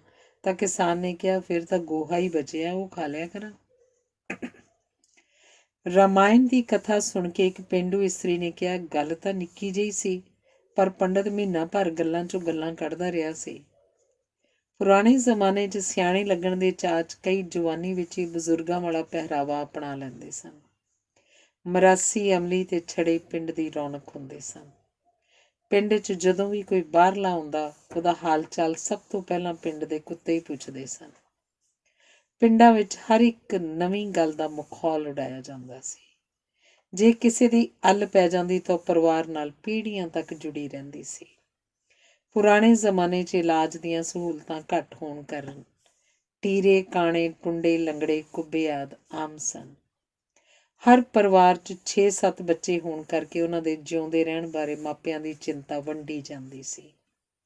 ਹਰ ਕਿਸੇ ਨੂੰ ਚਾਚਾ, ਤਾਇਆ, ਭੂਆ, ਮਾਸੀ ਕਹਿ ਕੇ ਬੁਲਾਇਆ ਜਾਂਦਾ ਸੀ ਤੇ ਘਰਾਂ ਅੰਦਰ ਹਰ ਵੇਲੇ ਭਾਬੋ ਭਾਬੋ, ਬੀਬੋ ਬੀਬੋ ਹੁੰਦੀ ਰਹਿੰਦੀ ਸੀ। ਉਦੋਂ ਚਰਿੱਤਰ ਇੱਕ ਵੱਡਾ ਗੁਣ ਸੀ ਤੇ ਆਪਣੇ ਧਰਮ 'ਚ ਪੱਕੇ ਹੋਣ ਤੋਂ ਬਿਨਾਂ ਕਿਸੇ ਦਾ ਸਤਿਕਾਰ ਸੰਭਵ ਨਹੀਂ ਸੀ। ਉਦੋਂ ਪੱਕੀਆਂ ਇੱਟਾਂ ਦਾ ਪਹਿਲਾ ਗੁਰਦੁਆਰਾ ਮੰਦਿਰ ਹੀ ਬਣਦਾ ਸੀ। ਇੱਕ ਵਾਰੀ ਕੱਚੇ ਗੁਰਦੁਆਰੇ ਦੇ ਸਾਹਮਣੇ ਦੋ ਭਰਾਵਾਂ ਨੇ ਪੱਕੀਆਂ ਇੱਟਾਂ ਦੇ ਚੁਬਾਰੇ ਪਾਏ ਤੇ ਸੰਯੋਗ ਵਸ ਦੋਵੇਂ ਮਰ ਗਏ। ਸੋ ਸਹਿਮ ਫੈਲ ਗਿਆ ਕਿ ਜਿਹੜਾ ਚੁਬਾਰਾ ਪਾਏਗਾ ਉਹ ਮਰ ਜਾਏਗਾ। ਕੁਝ ਅਰਸੇ ਮਗਰੋਂ ਇੱਕ ਸਾਬਕਾ ਫੌਜੀ ਜਦੋਂ ਪੱਕੀਆਂ ਇੱਟਾਂ ਦਾ ਚੁਬਾਰਾ ਪਾਉਣ ਲੱਗਾ ਤਾਂ ਸਾਰੇ ਪਿੰਡ ਦੀ ਰਾਏ ਸੀ, ਵੇਖੋ ਮੌਤ ਬੰਦੇ ਨੂੰ ਕਿਵੇਂ ਖਿੱਚ ਲਿਆਈ ਹੈ। ਲੜਾਈ 'ਚੋਂ ਬਚ ਗਿਆ, ਪਰ ਚੁਬਾਰੇ ਨੇ ਮਾਰ ਦੇਣਾ। ਜਦੋਂ ਫੌਜੀ ਨੂੰ ਕੁਝ ਨਾ ਹੋਇਆ ਤਾਂ ਸਾਰਿਆਂ ਨੇ ਚੁਬਾਰੇ ਪਾ ਲਏ। ਉਦੋਂ ਲੋਕ ਸ਼ੇਰ ਵਾਂਗ ਪਹਿਲ ਨਹੀਂ ਸੀ ਕਰਦੇ, ਪਰ ਭੇਡਾਂ ਬਣਨ ਵਿੱਚ ਸਦਾ ਅੱਵਲ ਰਹਿੰਦੇ ਸਨ। ਲੋਕ ਬਹਿਸ ਨਹੀਂ ਸਨ ਕਰਦੇ, ਦੂਜੇ ਦੀ ਗੱਲ ਮੰਨ ਲੈਂਦੇ ਸਨ। ਇੱਕ ਵਾਰੀ ਕੀਰਤਨ ਦੌਰਾਨ ਗੁਰਦੁਆਰੇ 'ਚ ਇੱਕ ਸੱਪ ਆ ਕੇ ਫਣ ਖਿਲਾਰ ਕੇ ਬਹਿ ਗਿਆ। ਜਦੋਂ ਸੱਪ ਨੂੰ ਮਾਰਨ ਬਾਰੇ ਕਾਵਾਂ ਰੌਲੀ ਪੈ ਰਹੀ ਸੀ ਤਾਂ ਇੱਕ ਨੇ ਕਿਹਾ, ਮਾਰਨਾ ਨਹੀਂ, ਇਹ ਕੀਰਤਨ ਸੁਣਨ ਆਇਆ, ਤੇ ਸਾਰਿਆਂ ਨੇ ਸੱਪ ਨੂੰ ਨਾ ਮਾਰਨ ਦੀ ਉਸ ਬ੍ਰਹਮ ਗਿਆਨੀ ਦੀ ਗੱਲ ਮੰਨ ਲਈ ਸੀ। ਜਦੋਂ ਭੋਗ ਪੈ ਗਿਆ ਤਾਂ ਉਸ ਸੱਪ ਨੂੰ ਇੱਕ ਬੋਰੀ 'ਚ ਫੜ ਕੇ 5 ਪਿਆਰੇ ਦੂਰ ਛੱਡ ਆਏ ਸਨ। ਪਿੰਡਾਂ 'ਚ ਜਦੋਂ ਤੱਕ ਨਵਾਂ ਸਾਧ ਨਹੀਂ ਸੀ ਆ ਜਾਂਦਾ, ਲੋਕ ਆਏ ਹੋਏ ਸਾਧ ਨੂੰ ਜਾਣ ਨਹੀਂ ਸਨ ਦਿੰਦੇ। ਇੱਕ ਵਾਰੀ ਇੱਕ ਸਾਧ ਨੇ ਕਿਹਾ ਕਿ ਜਿਹੜਾ ਇੱਕ ਪੁਰਾਣੀ ਸਮਾਧ ਨੂੰ 7 ਐਤਵਾਰ ਆਪ ਤਾਜ਼ੇ ਗੋਬਰ ਨਾਲ ਲਿਪੇਗਾ, ਉਹਦੀਆਂ ਮੁਰਾਦਾਂ ਪੂਰੀਆਂ ਹੋਣਗੀਆਂ। ਇਵੇਂ ਲੋਕਾਂ ਨੂੰ ਕੰਮ ਲੱਗ ਪਿਆ। ਕੋਈ ਨਾ ਕੋਈ ਵਿਘਨ ਪੈ ਜਾਂਦਾ ਸੀ। 7 ਐਤਵਾਰ ਪੂਰੇ ਨਹੀਂ ਸਨ ਹੁੰਦੇ, ਪਰ ਲੋਕ ਹਟਦੇ ਨਹੀਂ ਸਨ। ਜਿਨ੍ਹਾਂ ਦੀ ਮੁਰਾਦ ਪੂਰੀ ਹੋ ਜਾਂਦੀ, ਜਿਹੜੀ ਅਕਸਰ ਸੰਤਾਨ ਪ੍ਰਾਪਤੀ ਬਾਰੇ ਹੀ ਹੁੰਦੀ ਸੀ, ਉਹ ਬੈਂਡ ਵਾਜੇ ਨਾਲ ਧੰਨਵਾਦ ਕਰਨ ਆਉਂਦੇ ਤੇ ਇਵੇਂ ਬਾਕੀਆਂ ਦਾ ਵਿਸ਼ਵਾਸ ਬਣਿਆ ਰਹਿੰਦਾ ਸੀ। ਸੰਗਰਾਂਦ, ਮੱਸਿਆ, ਪੂਰਨਮਾਸ਼ੀ ਆਦਿ ਵਿਸ਼ੇਸ਼ ਦਿਨ ਸਮਝੇ ਜਾਂਦੇ ਸਨ। ਪੁਰਾਣੇ ਜ਼ਮਾਨੇ ਦੇ ਲੋਕ ਖਾਣ ਤੋਂ ਪਹਿਲਾਂ ਵਾਹਿਗੁਰੂ ਦਾ ਧੰਨਵਾਦ ਕਰਕੇ ਆਪਣੇ ਭੋਜਨ ਨੂੰ ਹੋਰ ਸੁਆਦਲਾ ਬਣਾ ਲੈਂਦੇ ਸਨ। ਲੋਕ ਦੀਵੇ ਨੂੰ ਫੂਕ ਮਾਰ ਕੇ ਜਾਂ ਚੁੱਲ੍ਹੇ ਨੂੰ ਜੂਠੇ ਪਾਣੀ ਨਾਲ ਨਹੀਂ ਸਨ ਬੁਝਾਉਂਦੇ। ਉਸ ਵੇਲੇ ਵੀ ਚੋਰੀਆਂ ਹੁੰਦੀਆਂ ਸਨ, ਡਾਕੇ ਪੈਂਦੇ ਸਨ, ਪਰ ਜੀਵਨ ਦਾ ਮੁੱਖ ਵਰਤਾਰਾ ਪਰਉਪਕਾਰ ਤੇ ਕੁਰਬਾਨੀ ਵਾਲਾ ਸੀ। ਇੱਕ ਵਾਰੀ ਲੁੱਟੇ ਜਾਣ ਮਗਰੋਂ ਇੱਕ ਸਾਊ ਬੰਦਾ ਕਹਿ ਰਿਹਾ ਸੀ, ਪਰਮਾਤਮਾ ਦਾ ਸ਼ੁਕਰ ਹੈ ਕਿ ਮੈਨੂੰ ਪਹਿਲੀ ਵਾਰੀ ਲੁੱਟਿਆ ਗਿਆ ਤੇ ਮੈਨੂੰ ਇਸ ਗੱਲ ਦੀ ਤਸੱਲੀ ਹੈ ਕਿ ਡਾਕੂਆਂ ਨੇ ਮੈਨੂੰ ਲੁੱਟਿਆ ਹੈ, ਮੈਂ ਉਹਨਾਂ ਨੂੰ ਨਹੀਂ ਲੁੱਟਿਆ। ਪੁਰਾਣੇ ਜ਼ਮਾਨੇ 'ਚ ਤ੍ਰਿੰਜਣਾਂ ਦੀ ਸਾਂਝ ਕਾਰਨ ਸਹੇਲੀਆਂ ਭੈਣਾਂ ਵਰਗੀਆਂ ਤੇ ਭੈਣਾਂ ਸਹੇਲੀਆਂ ਵਰਗੀਆਂ ਹੁੰਦੀਆਂ ਸਨ। ਰੋਂਦੀ ਇੱਕ ਸੀ, ਗੱਲਾਂ ਸਾਰੀਆਂ ਦੀਆਂ ਭਿੱਜ ਜਾਂਦੀਆਂ ਸਨ। ਜਿਨ੍ਹਾਂ ਦੀਆਂ ਸ਼ਾਮ ਨੂੰ ਕੁੜਮਾਈਆਂ ਹੋਣੀਆਂ ਹੁੰਦੀਆਂ, ਉਹ ਵੀ ਆਪ ਸਵੇਰੇ ਘਰਾਂ ਦੇ ਬਨੇਰੇ ਲਿਪ ਰਹੀਆਂ ਹੁੰਦੀਆਂ ਸਨ। ਉਹ ਸਤਵੰਤੀ ਤੇ ਧਨਵੰਤੀ ਧੀਆਂ ਕੁਝ ਵੀ ਅਜਿਹਾ ਨਹੀਂ ਸਨ ਕਰਦੀਆਂ ਜਿਸ ਨਾਲ ਬਾਬਲ ਦੀ ਪੱਗ ਢਿੱਲੀ ਹੁੰਦੀ ਹੋਵੇ। ਤੇਰਾ ਭਾਈ ਜੀਵੇ, ਤੇਰਾ ਸਾਈਂ ਜੀਵੇ ਦੀਆਂ ਅਸੀਸਾਂ ਦੇਣ ਵਾਲੀ ਵਿਧਵਾ ਇਸਤਰੀ ਦਾ ਚਰਖੇ ਵਰਗਾ ਕੋਈ ਹੋਰ ਹਮਦਰਦ ਨਹੀਂ ਸੀ ਹੁੰਦਾ। ਉਦੋਂ ਲੋਕ ਕਿਸੇ ਨਾ ਕਿਸੇ ਤੀਰਥ ਯਾਤਰਾ ਤੇ ਟੁਰੇ ਹੀ ਰਹਿੰਦੇ ਸਨ। ਭਾਵੇਂ ਜੀਵਨ ਬੜਾ ਕਠਿਨ ਸੀ, ਪਰ ਕੋਈ ਆਤਮਘਾਤ ਨਹੀਂ ਸੀ ਕਰਦਾ। ਮਾਲਵੇ ਦੇ ਰੇਤਲੇ ਟਿੱਬਿਆਂ 'ਚੋਂ ਲੰਘਣਾ ਆਪਣੇ ਆਪ ਵਿੱਚ ਇੱਕ ਮੁਹਿੰਮ ਸੀ। 4 ਬਲਦ ਲੱਗ ਕੇ ਵੀ ਗੱਡੇ ਨੂੰ ਬੜੀ ਮੁਸ਼ਕਿਲ ਨਾਲ ਧੂ ਕੇ ਕੱਢਦੇ ਸਨ। ਇਹਨਾਂ ਸਮਿਆਂ 'ਚ ਖੂੰਖਾਰ ਜਾਨਵਰਾਂ ਦੀ ਦਹਿਸ਼ਤ ਸੀ ਤੇ ਲੋਕ ਬੀੜਾਂ ਵਿੱਚ ਇਹਨਾਂ ਦੇ ਸ਼ਿਕਾਰ ਲਈ ਟੋਲੀਆਂ ਬਣਾ ਕੇ ਘੁੰਮਦੇ ਰਹਿੰਦੇ ਸਨ। ਜਾਤ ਪਾਤ ਬੜੀ ਕਰੜੀ ਸੀ। ਜੇ ਖੂਹ ਉੱਤੇ ਪਏ ਘੜਿਆਂ ਨੂੰ ਕੋਈ ਨੀਵੀਂ ਜਾਤ ਦੀ ਇਸਤਰੀ ਪਰੇ ਕਰ ਦਿੰਦੀ ਤਾਂ ਜਿਨ੍ਹਾਂ ਦੇ ਘੜੇ ਹੁੰਦੇ ਸਨ ਉਹ ਘੜੇ ਤੋੜ ਕੇ ਖਾਲੀ ਹੱਥ ਘਰਾਂ ਨੂੰ ਆ ਜਾਂਦੀਆਂ ਸਨ। ਬੋੜਾਂ ਪਿੱਪਲਾਂ ਦੀ ਛਾਂ ਥੱਲੇ ਕੁਸ਼ਤੀਆਂ ਕਰਦੇ ਮੁੰਡੇ ਤੇ ਗੀਟੇ ਪੀਚੋ ਖੇਡਦੀਆਂ ਕੁੜੀਆਂ ਦਿਨਾਂ ਵਿੱਚ ਹੀ ਕੱਦ ਕੱਢ ਲੈਂਦੀਆਂ ਸਨ। ਲੋਕਾਂ ਨੂੰ ਪਰਿਵਾਰ ਨਾਲੋਂ ਪਿੰਡ ਦੀ ਇੱਜ਼ਤ ਵਧੇਰੇ ਪਿਆਰੀ ਸੀ। ਘੋੜੀਆਂ ਸੁਹਾਗ ਤੇ ਸਿੱਠਣੀਆਂ ਨਾਲ ਹਰ ਕੁੜੀ ਮਿਸ਼ਰੀ ਇਲਾਇਚੀ ਬਣ ਜਾਂਦੀ ਸੀ। ਡੋਲੀ ਟੋਰਨ ਵੇਲੇ ਸਾਰੇ ਰਿਸ਼ਤੇਦਾਰ ਅਸਲੀ ਅਥਰੂ ਹੀ ਕੇਰਦੇ ਸਨ। ਹਰ ਚਿੱਠੀ ਦੇ ਸ਼ੁਰੂ 'ਚ ਲਿਖਿਆ ਹੁੰਦਾ ਸੀ, ਇੱਥੇ ਸੁੱਖ ਸਾਂਦ ਹੈ, ਤੁਹਾਡੀ ਸੁੱਖ ਸਾਂਦ ਪਰਮਾਤਮਾ ਤੋਂ ਨੇਕ ਚਾਹੁੰਦੇ ਹਾਂ।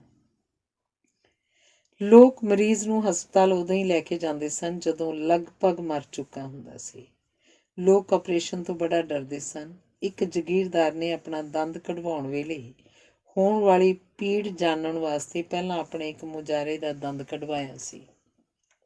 ਬਹੁਤੇ ਇਲਾਜ ਘਰੇਲੂ ਨੁਸਖਿਆਂ ਨਾਲ ਹੀ ਕੀਤੇ ਜਾਂਦੇ ਸਨ ਤੇ ਮਰ ਜਾਣਾ ਰੱਬ ਦੀ ਮਰਜ਼ੀ ਸਮਝਿਆ ਜਾਂਦਾ ਸੀ।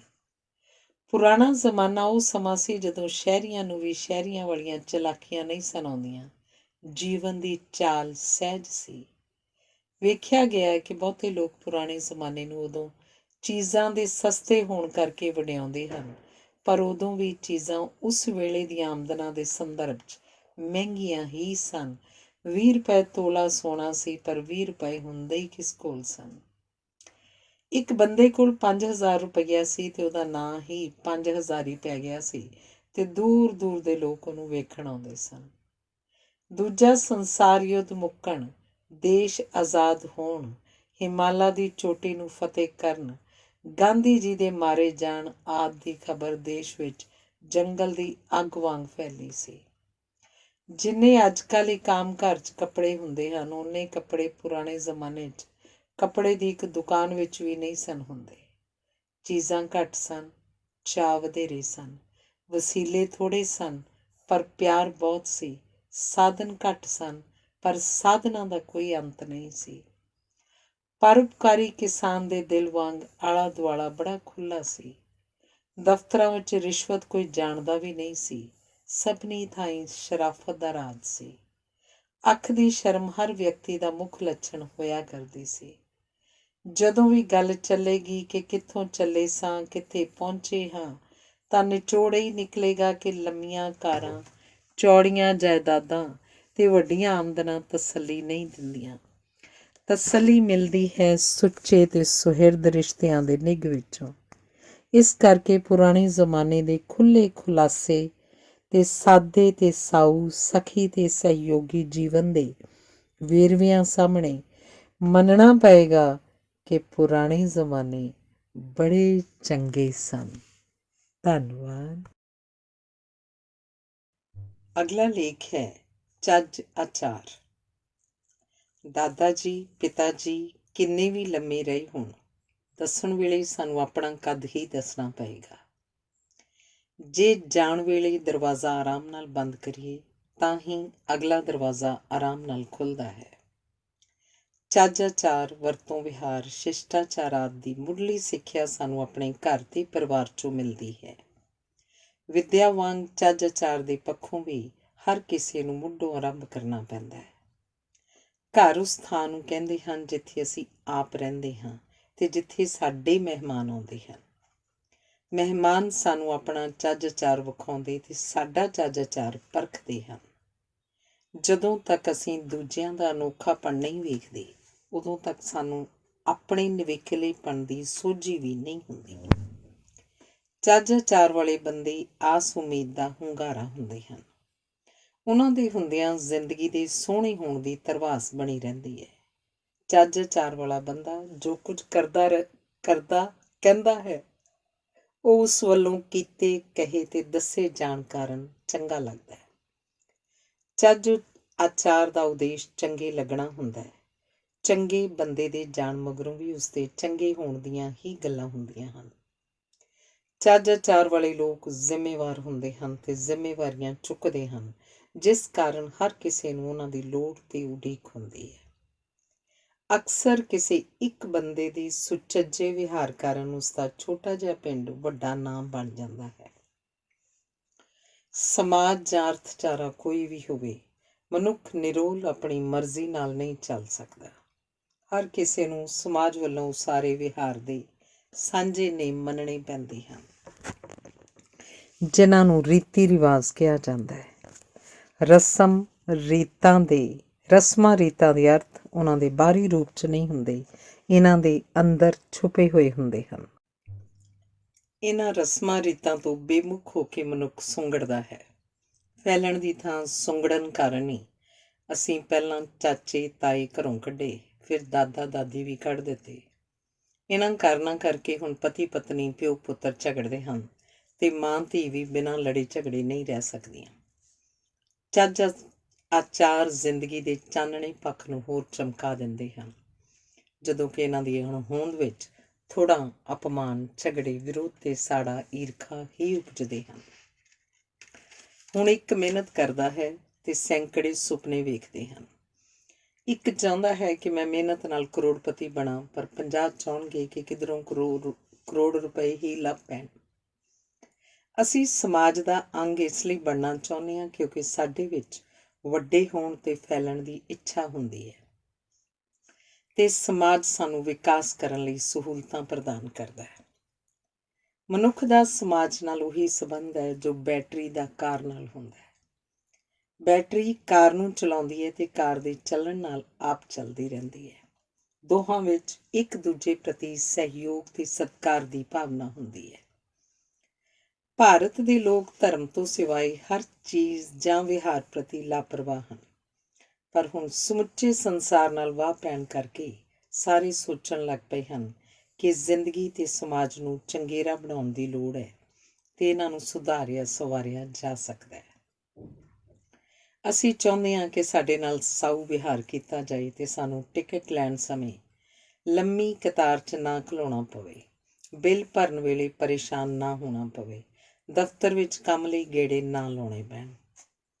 ਵਪਾਰਕ ਖੇਤਰ ਵਿੱਚ ਮੁਕਾਬਲੇ ਕਾਰਨ ਪਰਿਵਰਤਨ ਵਾਪਰਨ ਲੱਗਿਆ ਹੈ। ਕੋਈ ਵੀ ਪਰਿਵਰਤਨ ਸੌਖਿਆਂ ਨਹੀਂ ਵਾਪਰਦਾ, ਪਰ ਪਰਿਵਰਤਨ ਬਿਨਾਂ ਕਿਸੇ ਪ੍ਰਕਾਰ ਦਾ ਕੋਈ ਵਿਕਾਸ ਸੰਭਵ ਨਹੀਂ ਹੁੰਦਾ। ਪੰਜਾਬੀਆਂ 'ਚ ਵੱਡੇ ਗੁਣ ਹਨ। ਵਾਰਨ ਲੱਗਿਆਂ ਇਹ ਜਾਨ ਦੀ ਵੀ ਪਰਵਾਹ ਨਹੀਂ ਕਰਦੇ। ਇਹਨਾਂ ਤੋਂ ਵੱਡੀਆਂ ਕੁਰਬਾਨੀਆਂ ਕੋਈ ਨਹੀਂ ਕਰ ਸਕਦਾ, ਪਰ ਇਹ ਮੱਧਕਾਲੀ ਸਮਾਜ ਦੇ ਗੁਣ ਸਨ। ਆਧੁਨਿਕ ਸਮਾਜ ਵਿੱਚ ਕੰਮ ਆਉਣ ਵਾਲਾ ਚੱਜ ਆਚਾਰ ਕਿਧਰੇ ਵੀ ਪੰਜਾਬੀਆਂ ਦਾ ਗੁਣ ਜਾਂ ਪਛਾਣ ਨਹੀਂ ਬਣਿਆ। ਕਾਰਨ ਇਹ ਹੈ ਕਿ ਜਦੋਂ ਤੱਕ ਕੋਈ ਕੌਮ ਲੰਮਾ ਅਰਸਾ ਰਾਜ ਨਹੀਂ ਕਰਦੀ, ਉਸ ਕੌਮ ਵਿੱਚ ਚੱਜ ਆਚਾਰ ਦੀ ਆਪਣੀ ਕੋਈ ਨਿਵੇਕਲੀ ਜਾਂ ਮੌਲਿਕ ਪਰੰਪਰਾ ਨਹੀਂ ਉਪਜਦੀ। ਪੰਜਾਬੀਆਂ ਦਾ ਇਤਿਹਾਸ ਰਾਜ ਕਰਨ ਵਾਲਿਆਂ ਦਾ ਇਤਿਹਾਸ ਨਹੀਂ, ਰਾਜ ਦਾ ਵਿਰੋਧ ਕਰਨ ਵਾਲਿਆਂ ਦਾ ਇਤਿਹਾਸ ਹੈ। ਸਾਡੇ ਕੋਲ ਵਿਰੋਧ ਪ੍ਰਗਟਾਉਣ ਵਾਲੀ ਸ਼ਬਦਾਵਲੀ ਹੈ, ਰਾਜ ਕਰਨ ਵਾਲੀ ਸਮਰੱਥਾ ਤੇ ਸ਼ਬਦਾਵਲੀ ਨਹੀਂ ਹੈ। ਚੱਜ ਆਚਾਰ ਦੇ ਪੱਖੋਂ ਅਸੀਂ ਪਹਿਲਾਂ ਹੀ ਪਛੜ ਚੁੱਕੇ ਹਾਂ, ਇਸ ਲਈ ਸਾਨੂੰ ਵਧੇਰੇ ਸੁਚੇਤ ਹੋਣ ਦੀ ਲੋੜ ਹੈ। ਸਿੱਖਿਆ ਤੋਂ ਬਿਨਾਂ ਤੇ ਜੀਵਨ ਦੇ ਸ਼ਹਿਰੀਕਰਨ ਤੋਂ ਬਿਨਾਂ ਚੱਜ ਆਚਾਰ ਨਹੀਂ ਉਪਜਦਾ। ਸਿੱਖਿਆ ਤੋਂ ਬਿਨਾਂ ਪੰਜਾਬੀ ਕਿਸਾਨ ਵੱਡੇ ਵਪਾਰੀ ਤੇ ਸਮਰੱਥ ਕਰਮਚਾਰੀ ਨਹੀਂ ਬਣ ਸਕਦੇ, ਅਤੇ ਜਦੋਂ ਤੱਕ ਇਹ ਵਪਾਰੀ ਨਹੀਂ ਬਣਨਗੇ, ਇਹ ਕਾਰਖਾਨੇਦਾਰ ਨਹੀਂ ਬਣ ਸਕਦੇ। ਕਿਸਾਨ ਤੋਂ ਵਪਾਰੀ, ਕਰਮਚਾਰੀ ਤੇ ਉਸ ਉਪਰੰਤ ਉਦਯੋਗਪਤੀ ਬਣਨਾ ਵਿਕਾਸ ਤੇ ਖੁਸ਼ਹਾਲੀ ਦਾ ਨਿਸ਼ਚਿਤ ਮਾਰਗ ਹੈ। ਇਸ ਮਾਰਗ ਨੂੰ ਅਪਣਾਏ ਬਿਨਾਂ ਜੀਵਨ ਪੱਧਰ ਦਾ ਉੱਚਾ ਉੱਠਣਾ ਤੇ ਬਦਲਦੇ ਸੰਸਾਰ ਤੋਂ ਲਾਭ ਉਠਾਉਣਾ ਸੰਭਵ ਨਹੀਂ ਹੋਏਗਾ। ਦੁਰਭਾਗਵਸ਼ ਸਾਡੇ ਕਿਸਾਨੀ ਸਮਾਜ ਨੂੰ ਇਹ ਇਤਿਹਾਸਕ ਸੱਚ ਸਮਝ ਨਹੀਂ ਆ ਰਿਹਾ, ਜਿਸ ਕਾਰਨ ਕਿਸਾਨੀ ਪਛੜਦੀ ਜਾ ਰਹੀ ਹੈ। ਵਿਦੇਸ਼ਾਂ ਵਿੱਚ ਗਏ ਪੰਜਾਬੀ ਵੀ ਚੰਗੇ ਚੱਜ ਆਚਾਰ ਦੀ ਅਣਹੋਂਦ ਕਾਰਨ ਅਨੇਕਾਂ ਸਮੱਸਿਆਵਾਂ ਦਾ ਸ਼ਿਕਾਰ ਹੁੰਦੇ ਹਨ ਤੇ ਉਹਨਾਂ ਦਾ ਵਿਹਾਰ ਪੰਜਾਬ ਵਿਚਲੇ ਪੰਜਾਬੀਆਂ ਨਾਲੋਂ ਵੀ ਨੀਵਾਂ ਤੇ ਮਾੜਾ ਹੁੰਦਾ ਹੈ। ਚੱਜ ਆਚਾਰ ਤੋਂ ਬਿਨਾਂ ਖੁਸ਼ਹਾਲੀ ਦੇ ਕੋਈ ਅਰਥ ਨਹੀਂ ਨਿਕਲਦੇ। ਇਹ ਆਮ ਭੁਲੇਖਾ ਹੈ ਕਿ ਅਮੀਰ ਹੋਣ ਨਾਲ ਸਾਡੇ ਵਿੱਚ ਚੱਜ ਆਚਾਰ ਆਪੇ ਆ ਜਾਏਗਾ। ਚੱਜ ਆਚਾਰ ਵਪਾਰ ਦੀ ਬੁਨਿਆਦੀ ਲੋੜ ਹੁੰਦੀ ਹੈ। ਜਿੱਥੇ ਵਿਹਾਰ ਸਾਊ ਹੋਏਗਾ, ਉੱਥੇ ਸ਼ਾਂਤੀ ਹੋਏਗੀ। ਜਿੱਥੇ ਸ਼ਾਂਤੀ ਹੋਏਗੀ, ਉੱਥੇ ਵਪਾਰ ਵਧੇਗਾ, ਖੁਸ਼ਹਾਲੀ ਵਧੇਗੀ, ਰੁਜ਼ਗਾਰ ਵਧੇਗਾ। ਵਪਾਰ ਘਮੰਡੀ ਤੇ ਕਠੋਰ ਲੋਕਾਂ ਨੂੰ ਨਿਮਰ, ਸਹਿਯੋਗੀ ਤੇ ਸੇਵਾ ਭਾਵੀ ਬਣਾ ਦਿੰਦਾ ਹੈ। ਚੱਜ ਆਚਾਰ ਵਾਲਾ ਵਿਅਕਤੀ ਦੂਜਿਆਂ ਨੂੰ ਮਾਣ ਸਤਿਕਾਰ ਦਿੰਦਿਆਂ ਆਪ ਮਾਣ ਲੈਂਦਾ ਹੈ। ਚੱਜ ਆਚਾਰ ਵਾਲਾ ਬੰਦਾ ਕੋਝਾ ਹੋ ਹੀ ਨਹੀਂ ਸਕਦਾ। ਕਿਸੇ ਦੀ ਸੁੰਦਰਤਾ ਸਾਡਾ ਕੇਵਲ ਧਿਆਨ ਹੀ ਨਹੀਂ ਖਿੱਚਦੀ, ਜਦੋਂ ਕਿ ਪ੍ਰਭਾਵਿਤ ਅਸੀਂ ਉਹਦੇ ਚੱਜ ਆਚਾਰ ਤੋਂ ਹੁੰਦੇ ਹਾਂ। ਸਾਊ ਸਲੀਕੇ ਵਾਲੇ ਲੋਕ ਚੰਗੀਆਂ ਸਾਫ ਸੁਥਰੀਆਂ ਆਦਤਾਂ ਦੇ ਧਾਰਨੀ, ਚੁੱਪ ਰਹਿਣੇ ਤੇ ਨਾਪ ਤੋਲ ਕੇ ਬੋਲਣ ਵਾਲੇ ਹੁੰਦੇ ਹਨ। ਚੱਜ ਆਚਾਰ ਦਾ ਸੁਨਹਿਰੀ ਅਸੂਲ ਹੈ ਕਿ ਸੂਝਵਾਨਾਂ ਅੱਗੇ ਬੋਲਿਆ ਘੱਟ ਜਾਏ ਤੇ ਉਹਨਾਂ ਨੂੰ ਸੁਣਿਆ ਵੱਧ ਜਾਏ। ਚੱਜ ਆਚਾਰ ਵਾਲੇ ਚੰਗਾ ਸਾਥ ਬਣਦੇ ਹਨ ਤੇ ਸਾਥ ਨੂੰ ਚੰਗੀ ਤਰ੍ਹਾਂ ਮਾਣਦੇ ਹਨ ਤੇ ਉਹਨਾਂ ਕੋਲ ਆਲੋਚਨਾ ਘੱਟ ਤੇ ਪ੍ਰਸ਼ੰਸਾ ਵਧੇਰੇ ਹੁੰਦੀ ਹੈ। ਆਲੋਚਨਾ ਉਸੇ ਦੀ ਕਰਨੀ ਚਾਹੀਦੀ ਹੈ ਜਿਹਦੇ ਵਿਕਾਸ ਵਿੱਚ ਸਾਡੀ ਦਿਲਚਸਪੀ ਹੋਵੇ। ਕਿਸੇ ਦੀ ਆਲੋਚਨਾ ਕਰਨ ਤੋਂ ਪਹਿਲਾਂ ਉਹਦੇ ਵਿਹਾਰ ਵਿੱਚ ਛੁਪੇ ਅਸਲ ਅਰਥਾਂ ਨੂੰ ਜਾਣਨਾ ਜ਼ਰੂਰੀ ਹੁੰਦਾ ਹੈ। ਭਾਰਤ ਵਿੱਚ 20ਵੀਂ ਸਦੀ ਦੇ ਆਰੰਭ ਤੱਕ ਲੋਕ ਸੜਕਾਂ ਦੇ ਵਿਚਕਾਰ ਚੱਲਦੇ ਸਨ। ਉਸ ਸਮੇਂ ਦਾ ਇੱਕ ਅੰਗਰੇਜ਼ ਅਫਸਰ ਸਵੇਰੇ ਘੋੜੇ 'ਤੇ ਚੜ੍ਹ ਕੇ ਵੱਡੀ ਸੜਕ ਉੱਤੇ ਦੂਰ ਦੂਰ ਤੱਕ ਜਾ ਕੇ ਜਿਹੜਾ ਖੱਬੇ ਪਾਸੇ ਨਹੀਂ ਚੱਲ ਰਿਹਾ ਹੁੰਦਾ ਸੀ ਉਹਨੂੰ ਝਾਬਕਾ ਮਾਰਦਾ ਸੀ। ਉਹਦਾ ਅਸਲ ਉਦੇਸ਼ ਸੜਕਾਂ 'ਤੇ ਆਵਾਜਾਈ ਨੂੰ ਨੇਮਬੱਧ ਕਰਨਾ ਸੀ। ਅਜਿਹੇ ਵਿਹਾਰ ਕਾਰਨ ਉਹਨੂੰ ਤਾੜਨਾ ਵੀ ਹੋਈ, ਪਰ ਉਹ ਜਿੱਥੇ ਜਿੱਥੇ ਗਿਆ ਲੋਕ ਉਸ ਤੋਂ ਡਰਦਿਆਂ ਖੱਬੇ ਪਾਸੇ ਚੱਲਣ ਲੱਗ ਪਏ। ਉਹਨੇ ਭਾਰਤ ਵਿੱਚ ਲੋਕਾਂ ਨੂੰ ਖੱਬੇ ਪਾਸੇ ਚੱਲਣ ਦੀ ਆਦਤ ਪਾਈ ਸੀ। ਉਹਦੇ ਚਲੇ ਜਾਣ ਮਗਰੋਂ ਜਿਨ੍ਹਾਂ ਨੂੰ ਝਾਬਕਾਂ ਪਈਆਂ ਸਨ ਉਹ ਵੀ ਉਹਦੀਆਂ ਸਿਫਤਾਂ ਕਰਦੇ ਸਨ। ਸਮੇਂ ਦੀ ਪਾਬੰਦੀ ਚੱਜ ਆਚਾਰ ਦਾ ਉਘੜਵਾਂ ਲੱਛਣ ਹੁੰਦੀ ਹੈ। ਸੰਸਾਰ 'ਚ ਜਿਹੜੇ ਮੁਲਕ ਖੁਸ਼ਹਾਲ ਹਨ ਉਹ ਸਮੇਂ ਦੀ ਪਾਬੰਦੀ ਕਾਰਨ ਹੀ ਖੁਸ਼ਹਾਲ ਹਨ। ਯੂਰਪ ਵਿੱਚ ਚਰਚ ਨੇ ਉਦਯੋਗਿਕ ਕ੍ਰਾਂਤੀ ਤੋਂ ਪਹਿਲਾਂ ਹੀ ਵਕਤ ਦੀ ਪਾਬੰਦੀ ਲਾਗੂ ਕਰ ਦਿੱਤੀ ਸੀ। ਸੰਸਾਰ ਦੇ ਗਰੀਬ ਦੇਸ਼ ਇਸ ਲਈ ਗਰੀਬ ਹਨ ਕਿਉਂਕਿ ਉਹ ਸਮੇਂ ਦੇ ਮਹੱਤਵ ਤੋਂ ਵਿਸਲੇ ਹਨ। ਸਮੇਂ ਪ੍ਰਤੀ ਸਾਡੀ ਲਾਪਰਵਾਹੀ ਸਾਡੇ ਵਿਹਾਰ ਦਾ ਸਭ ਤੋਂ ਵੱਡਾ ਔਗੁਣ ਹੈ, ਜਿਸ ਵਿੱਚ ਝੂਠ ਬੋਲਣ, ਬਹਾਨੇ ਲਾਉਣ ਤੇ ਸੁਸਤ ਹੋਣ ਦੇ ਲੱਛਣ ਉਪਜਦੇ ਹਨ। ਇੱਕ ਵਾਰੀ ਇੱਕ ਰੇਲ ਗੱਡੀ ਰੋਜ਼ ਵਾਂਗ ਥਾਂ ਥਾਂ ਰੁਕਣ ਕਰਕੇ 1.5 ਘੰਟਾ ਲੇਟ ਪਹੁੰਚੀ ਤੇ ਸਵਾਰੀਆਂ ਨੇ ਗਾਰਡ ਤੇ ਡਰਾਈਵਰ ਦੋਵੇਂ ਕੁੱਟ ਦਿੱਤੇ। ਵਾਪਸੀ ਤੇ ਉਹ ਗੱਡੀ ਉਸੇ ਡਰਾਈਵਰ ਗਾਰਡ ਨਾਲ ਕਈ ਸਟੇਸ਼ਨਾਂ ਤੇ ਰੁਕੇ ਬਿਨਾਂ ਆਪਣੇ ਅੰਤਲੇ ਸਟੇਸ਼ਨ ਤੇ ਅੱਧਾ ਘੰਟਾ ਪਹਿਲਾਂ ਪਹੁੰਚ ਗਈ। ਜਿਹੜੇ ਰਹਿ ਗਏ ਸਨ ਉਹ ਛੋਟੇ ਰਸਤੇ ਰਾਹੀਂ ਇਸ ਸਟੇਸ਼ਨ ਤੇ ਪਹੁੰਚ ਗਏ ਤੇ ਉਹਨਾਂ ਨੇ ਗਾਰਡ ਤੇ ਡਰਾਈਵਰ ਨਾਲ ਸਟੇਸ਼ਨ ਮਾਸਟਰ ਵੀ ਕੁੱਟ ਦਿੱਤਾ। ਸਮੇਂ ਦੀ ਪਾਬੰਦੀ ਨਾ ਹੋਣ ਕਾਰਨ ਗੱਡੀ ਚਲਾਉਣ ਦੇ ਦੋਵੇਂ ਢੰਗ ਗਲਤ ਸਨ। ਸਹੀ ਵਿਹਾਰ ਕਹਿੰਦਾ ਹੈ ਕਿ ਗੱਡੀ ਨਾ ਪਹਿਲਾਂ ਪਹੁੰਚੇ ਨਾ ਦੇਰ ਨਾਲ, ਗੱਡੀ ਆਪਣੇ ਨਿਸ਼ਚਿਤ ਸਮੇਂ 'ਤੇ ਪਹੁੰਚਣੀ ਚਾਹੀਦੀ ਹੈ। ਰਾਜਸੀ ਨੇਤਾਵਾਂ ਦਾ ਚੱਜ ਆਚਾਰ ਉਹਨਾਂ ਵੱਲੋਂ ਵਿਖਾਈ ਸਮੇਂ ਦੀ ਪਾਬੰਦੀ ਨਾਲ ਮਾਪਿਆ ਜਾਂਦਾ ਹੈ। ਆਪਣੀ ਗਲਤੀ ਨੂੰ ਮੰਨਣਾ ਚੱਜ ਆਚਾਰ ਦਾ ਸੁਨਹਿਰੀ ਅਸੂਲ ਹੁੰਦਾ ਹੈ। ਇੱਕ ਵਾਰੀ ਯੂਨੀਵਰਸਿਟੀ ਦੀ ਇੱਕ ਲੜਕੀ ਆਪਣੀ ਸਹੇਲੀ ਨੂੰ ਬੱਸ ਚੜ੍ਹਾਉਣ ਵਾਸਤੇ ਆਪਣੀ ਕਾਰ ਬੱਸ ਅੱਡੇ ਦੇ ਧੁਰ ਅੰਦਰ, ਜਿੱਥੇ ਬੱਸ ਖਲੋਤੀ ਹੁੰਦੀ ਹੈ, ਉੱਥੇ ਲੈ ਗਈ। ਡਿਊਟੀ ਉੱਤੇ ਸਿਪਾਹੀ ਨੇ ਚਲਾਨ ਕੱਟਣ ਲਈ ਰੋਕਿਆ ਤੇ ਕਹਿਣ ਲੱਗੀ, ਚਲਾਨ ਕਿਸ ਗੱਲ ਦਾ? ਮੈਂ ਕੋਈ ਗਲਤੀ ਨਹੀਂ ਕੀਤੀ। ਇੱਥੇ ਬੋਰਡ ਲਾਉਣਾ ਚਾਹੀਦਾ ਸੀ, ਮੈਂ ਤੁਹਾਡੀ ਸ਼ਿਕਾਇਤ ਕਰਾਂਗੀ। ਤੇ ਜਦੋਂ ਸਿਪਾਹੀ ਨੇ ਬੋਰਡ ਵਿਖਾਇਆ ਤੇ ਕਹਿਣ ਲੱਗੀ, ਗਲਤੀ ਹੋ ਗਈ, ਮਾਫ਼ ਕਰ ਦਿਓ। ਸਿਪਾਹੀ ਨੇ ਕਿਹਾ, ਜੋ ਤੁਸੀਂ ਅਖੀਰ 'ਚ ਕਹਿ ਰਹੇ ਹੋ ਉਹ ਆਰੰਭ 'ਚ ਕਹਿਣਾ ਚਾਹੀਦਾ ਸੀ। ਜੇ ਅਸੀਂ ਆਪਣੀਆਂ ਗਲਤੀਆਂ ਮੰਨਦੇ ਜਾਈਏ ਤਾਂ ਸਾਡੇ 'ਚ ਵਿਕਾਸ ਵਾਪਰਦਾ ਰਹਿੰਦਾ ਹੈ। ਆਪਣੀਆਂ ਘਾਟਾਂ ਤੋਂ ਸ਼ਰਮਸਾਰ ਹੋਣ ਦੀ ਲੋੜ ਨਹੀਂ, ਸਗੋਂ ਦੱਸੋ ਕਿ ਉਹਨਾਂ ਤੋਂ ਛੁਟਕਾਰਾ ਪਾਉਣ ਲਈ ਤੁਸੀਂ ਕਿਵੇਂ ਤੇ ਕਿਹੋ ਜਿਹੀ ਜੱਦੋ-ਜਹਿਦ ਕਰ ਰਹੇ ਹੋ। ਇਵੇਂ ਦੂਜੇ ਵੀ ਆਪਣੀਆਂ ਘਾਟਾਂ ਦੱਸਣਗੇ ਤੇ ਸਾਰੇ ਇੱਕ ਦੂਜੇ ਦੇ ਸਹਿਯੋਗੀ ਹੋ ਨਿਬੜਨਗੇ। ਜਦੋਂ ਇੱਕ ਚੀਜ਼ ਠੀਕ ਹੋ ਜਾਏ ਤਾਂ ਬਾਕੀ ਚੀਜ਼ਾਂ ਆਪੇ ਠੀਕ ਹੋਣ ਲੱਗ ਪੈਂਦੀਆਂ ਹਨ। ਇੱਕ ਵਾਰੀ ਇੱਕ ਵਿਅਕਤੀ ਚਿੱਠੀ ਲਿਖ ਰਿਹਾ ਸੀ ਤੇ ਉਹਦਾ ਸਕੂਲ ਪੜ੍ਹਦਾ ਲੜਕਾ ਵਿਘਨ ਪਾ ਰਿਹਾ ਸੀ। ਪਿਤਾ ਨੇ ਪੁਰਾਣੇ ਪਏ ਦੁਨੀਆ ਦੇ ਨਕਸ਼ੇ ਦੇ ਪਾੜ ਕੇ ਟੋਟੇ ਕਰਕੇ ਪੁੱਤਰ ਨੂੰ ਕਿਹਾ ਕਿ ਉਹ ਕਾਤਰਾਂ ਨੂੰ ਜੋੜ ਕੇ ਨਕਸ਼ਾ ਬਣਾਏ। ਪਿਤਾ ਸਮਝਦਾ ਸੀ ਇਸ ਕਾਰਜ ਵਿੱਚ 1 ਘੰਟਾ ਲੱਗੇਗਾ, ਪਰ ਪੁੱਤਰ ਨੇ ਕੁਝ ਮਿੰਟਾਂ ਵਿੱਚ ਹੀ ਕਾਤਰਾਂ ਜੋੜ ਦਿੱਤੀਆਂ। ਜਦੋਂ ਪੁੱਛਿਆ ਗਿਆ ਕਿ ਕਿਵੇਂ ਕੀਤਾ ਤਾਂ ਪੁੱਤਰ ਨੇ ਕਿਹਾ ਕਿ ਨਕਸ਼ੇ ਦੇ ਦੂਜੇ ਪਾਸੇ ਇੱਕ ਮਨੁੱਖ ਦੀ ਤਸਵੀਰ ਸੀ। ਮੈਂ ਸੋਚਿਆ ਕਾਤਰਾਂ ਜੋੜ ਕੇ ਜੇ ਮਨੁੱਖ ਠੀਕ ਬਣ ਗਿਆ ਤਾਂ ਸੰਸਾਰ ਦਾ ਨਕਸ਼ਾ ਆਪੇ ਠੀਕ ਹੋ ਜਾਏਗਾ। ਚੱਜ ਆਚਾਰ ਦੇ ਅਰਥ ਸਹੀ ਕਾਰਜ ਨੂੰ ਠੀਕ ਢੰਗ ਨਾਲ ਕਰਨ ਤੋਂ ਹਨ। ਕਿਸੇ ਨੂੰ ਪਤਾ ਲੱਗੇ ਭਾਵੇਂ ਨਾ ਲੱਗੇ, ਜਿਵੇਂ ਫੁੱਲ ਖਿੜਦੇ ਹਨ, ਕੋਈ ਵੇਖੇ ਭਾਵੇਂ ਨਾ ਵੇਖੇ। ਚੰਗੇ ਚੱਜ ਆਚਾਰ 'ਚ ਉਚੇਚ ਨਹੀਂ ਹੁੰਦਾ, ਇਹ ਆਦਤ ਵਾਂਗ ਸੁਭਾਵਕ ਵਰਤਾਰਾ ਹੁੰਦਾ ਹੈ। ਚੱਜ ਆਚਾਰ ਸਿਖਾਇਆ ਨਹੀਂ ਜਾਂਦਾ, ਇਹ ਅਪਣਾਇਆ ਜਾਂਦਾ ਹੈ ਅਤੇ ਇਸ ਨਾਲ ਚੰਗੇ ਕਾਰਜਾਂ ਲਈ ਰਾਹ ਪੱਧਰਾ ਹੋ ਜਾਂਦਾ ਹੈ। ਪੁਸਤਕਾਂ ਪੜ੍ਹਨ ਨਾਲ ਚੱਜ ਆਚਾਰ ਨਹੀਂ ਉਪਜਦਾ, ਪਰ ਪੁਸਤਕਾਂ ਪੜ੍ਹਨ ਨਾਲ ਨਿਮਰਤਾ ਉਪਜਦੀ ਹੈ, ਜਿਹੜੀ ਚੱਜ ਆਚਾਰ ਦੀ ਬੁਨਿਆਦ ਹੁੰਦੀ ਹੈ। ਕੋਈ ਵੀ ਸਮਾਜ ਉਦੋਂ ਤੱਕ ਵਿਕਾਸ ਨਹੀਂ ਕਰਦਾ ਜਦੋਂ ਤੱਕ ਉਸ ਵਿੱਚ ਇਸਤਰੀਆਂ ਖਿੜੇ ਮੱਥੇ ਸ਼ਾਮਲ ਨਹੀਂ ਹੁੰਦੀਆਂ। ਇਸਤਰੀਆਂ 'ਚ ਚੱਜ ਆਚਾਰ ਹੁੰਦਾ ਵੀ ਵਧੇਰੇ ਹੈ ਅਤੇ ਉਹ ਸਿੱਖਦੀਆਂ ਵੀ ਜਲਦੀ ਅਤੇ ਵਧੇਰੇ ਹਨ। ਆਪਣੇ ਦੋਸਤਾਂ ਨਾਲ ਸਾਡਾ ਵਿਹਾਰ ਸੁਖਾਵਾਂ ਇਸ ਲਈ ਹੁੰਦਾ ਹੈ ਕਿਉਂਕਿ ਉਹਨਾਂ ਨਾਲ ਅਸੀਂ ਬਰਾਬਰੀ ਦੇ ਆਧਾਰ 'ਤੇ ਵਿਚਰਦੇ ਹਾਂ। ਸਾਡਾ ਨਿਆਂਪੂਰਨ ਅਤੇ ਨੀਵਾਂ ਵਿਹਾਰ ਅਕਸਰ ਉਹਨਾਂ ਨਾਲ ਹੁੰਦਾ ਹੈ ਜਿਨ੍ਹਾਂ ਪ੍ਰਤੀ ਸਤਿਕਾਰ ਹੋਣਾ ਚਾਹੀਦਾ ਹੈ, ਜਿਵੇਂ ਪਤਨੀ ਨਾਲ, ਮਾਪਿਆਂ ਨਾਲ, ਭਰਾਵਾਂ ਨਾਲ, ਗੁਆਂਢੀਆਂ ਨਾਲ।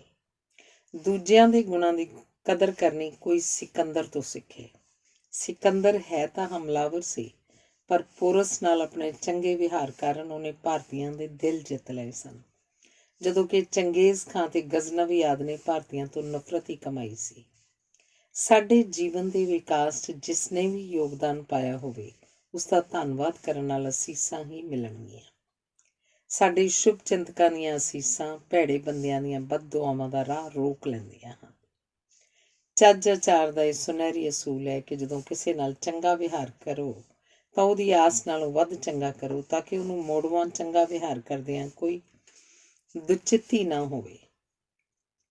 ਜਿਵੇਂ ਕਿਸੇ ਵੱਲੋਂ ਬੂਹਾ ਖੜਕਾਉਣ ਦੇ ਢੰਗ ਤੋਂ ਹੀ ਪਤਾ ਲੱਗ ਜਾਂਦਾ ਹੈ ਕਿ ਕਿਹੋ ਜਿਹਾ ਮਹਿਮਾਨ ਆਇਆ, ਉਵੇਂ ਹੀ ਉਹਦੀ ਬੋਲਬਾਣੀ ਸਾਨੂੰ ਉਹਦੀ ਬੌਧਿਕ ਪੱਧਰ ਦੀ ਸੂਚਨਾ ਦਿੰਦੀ ਹੈ।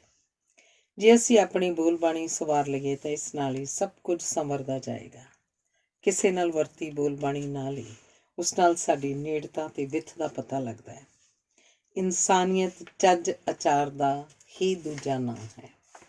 ਵਾਸਤਵ ਵਿੱਚ ਚੱਜ ਆਚਾਰ ਦਾ ਪੈਮਾਨਾ ਇਹ ਹੈ ਕਿ ਕੋਈ ਇਸਤਰੀਆਂ, ਬੱਚਿਆਂ, ਬਜ਼ੁਰਗਾਂ, ਅਜਨਬੀਆਂ, ਨਿਆਸਰਿਆਂ ਨਾਲ ਕਿਵੇਂ ਵਰਤਦਾ ਹੈ। ਮਹਾਂਭਾਰਤ ਵਿੱਚ ਇਸਤਰੀ ਦਾ ਅਪਮਾਨ ਕੀਤੇ ਜਾਣ ਕਾਰਨ ਹੀ ਇਹ ਗ੍ਰੰਥ ਪੂਜਾ ਦੇ ਯੋਗ ਨਹੀਂ ਬਣਿਆ। ਚੱਜ ਆਚਾਰ ਦੀਆਂ ਗੱਲਾਂ ਤਾਂ ਨਿੱਕੀਆਂ ਨਿੱਕੀਆਂ ਹੁੰਦੀਆਂ ਹਨ, ਪਰ ਇਹਨਾਂ ਦਾ ਮਹੱਤਵ ਬਹੁਤ ਅਧਿਕ ਹੁੰਦਾ ਹੈ। ਚੱਜ ਆਚਾਰ ਦੇ ਨਿੱਕੇ ਨਿੱਕੇ ਵੇਰਵੇ ਹੀ ਸੰਤੁਲਿਤ, ਸੁਖਾਵੀਂ, ਸਹਿਯੋਗੀ, ਸਖੀ ਅਤੇ ਸੰਭਾਵਨਾਵਾਂ ਭਰਪੂਰ ਸ਼ਖਸੀਅਤ ਉਸਾਰਦੇ ਹਨ।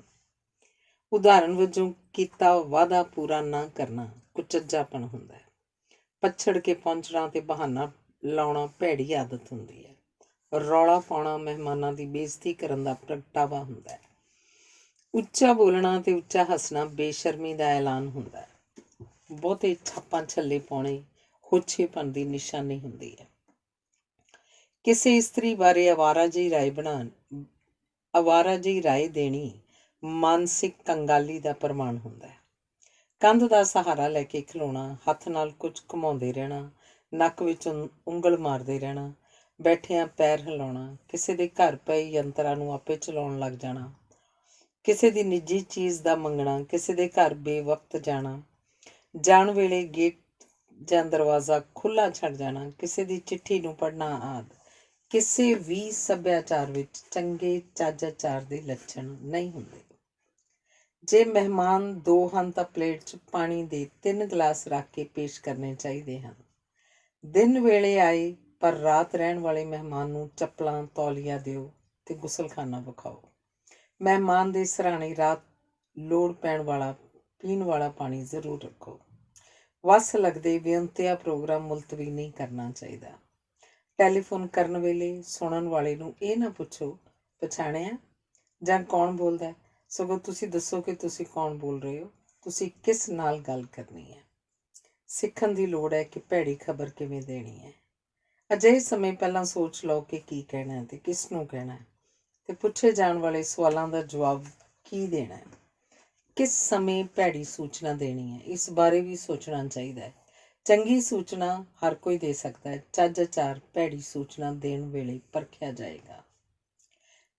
ਜਦੋਂ ਸਾਨੂੰ ਕੋਈ ਚੰਗਾ ਲੱਗਦਾ ਹੈ ਤਾਂ ਸਾਡਾ ਆਪ ਮੁਹਾਰੇ ਉਸ ਨਾਲ ਚੰਗਾ ਵਿਹਾਰ ਕਰਨ ਨੂੰ ਮਨ ਕਰਦਾ ਹੈ। ਕਿਸੇ ਨੂੰ ਪਸੰਦ ਕਰਦਿਆਂ ਅਸੀਂ ਆਪਣੇ ਆਪ ਨੂੰ ਵੀ ਪਸੰਦ ਕਰਦੇ ਹਾਂ।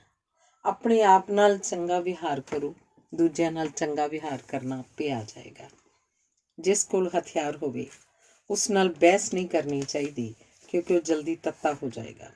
ਇਹੀ ਕਾਰਨ ਹੈ ਕਿ ਜਿਨ੍ਹਾਂ ਪਰਿਵਾਰਾਂ ਕੋਲ ਹਥਿਆਰ ਹੁੰਦੇ ਹਨ ਉੱਥੇ ਆਤਮ ਘਾਤ ਲਈ ਜਾਂ ਘਰ ਦੇ ਜੀਆਂ ਨੂੰ ਮਾਰਨ ਲਈ ਵਧੇਰੇ ਵਰਤੇ ਜਾਂਦੇ ਹਨ।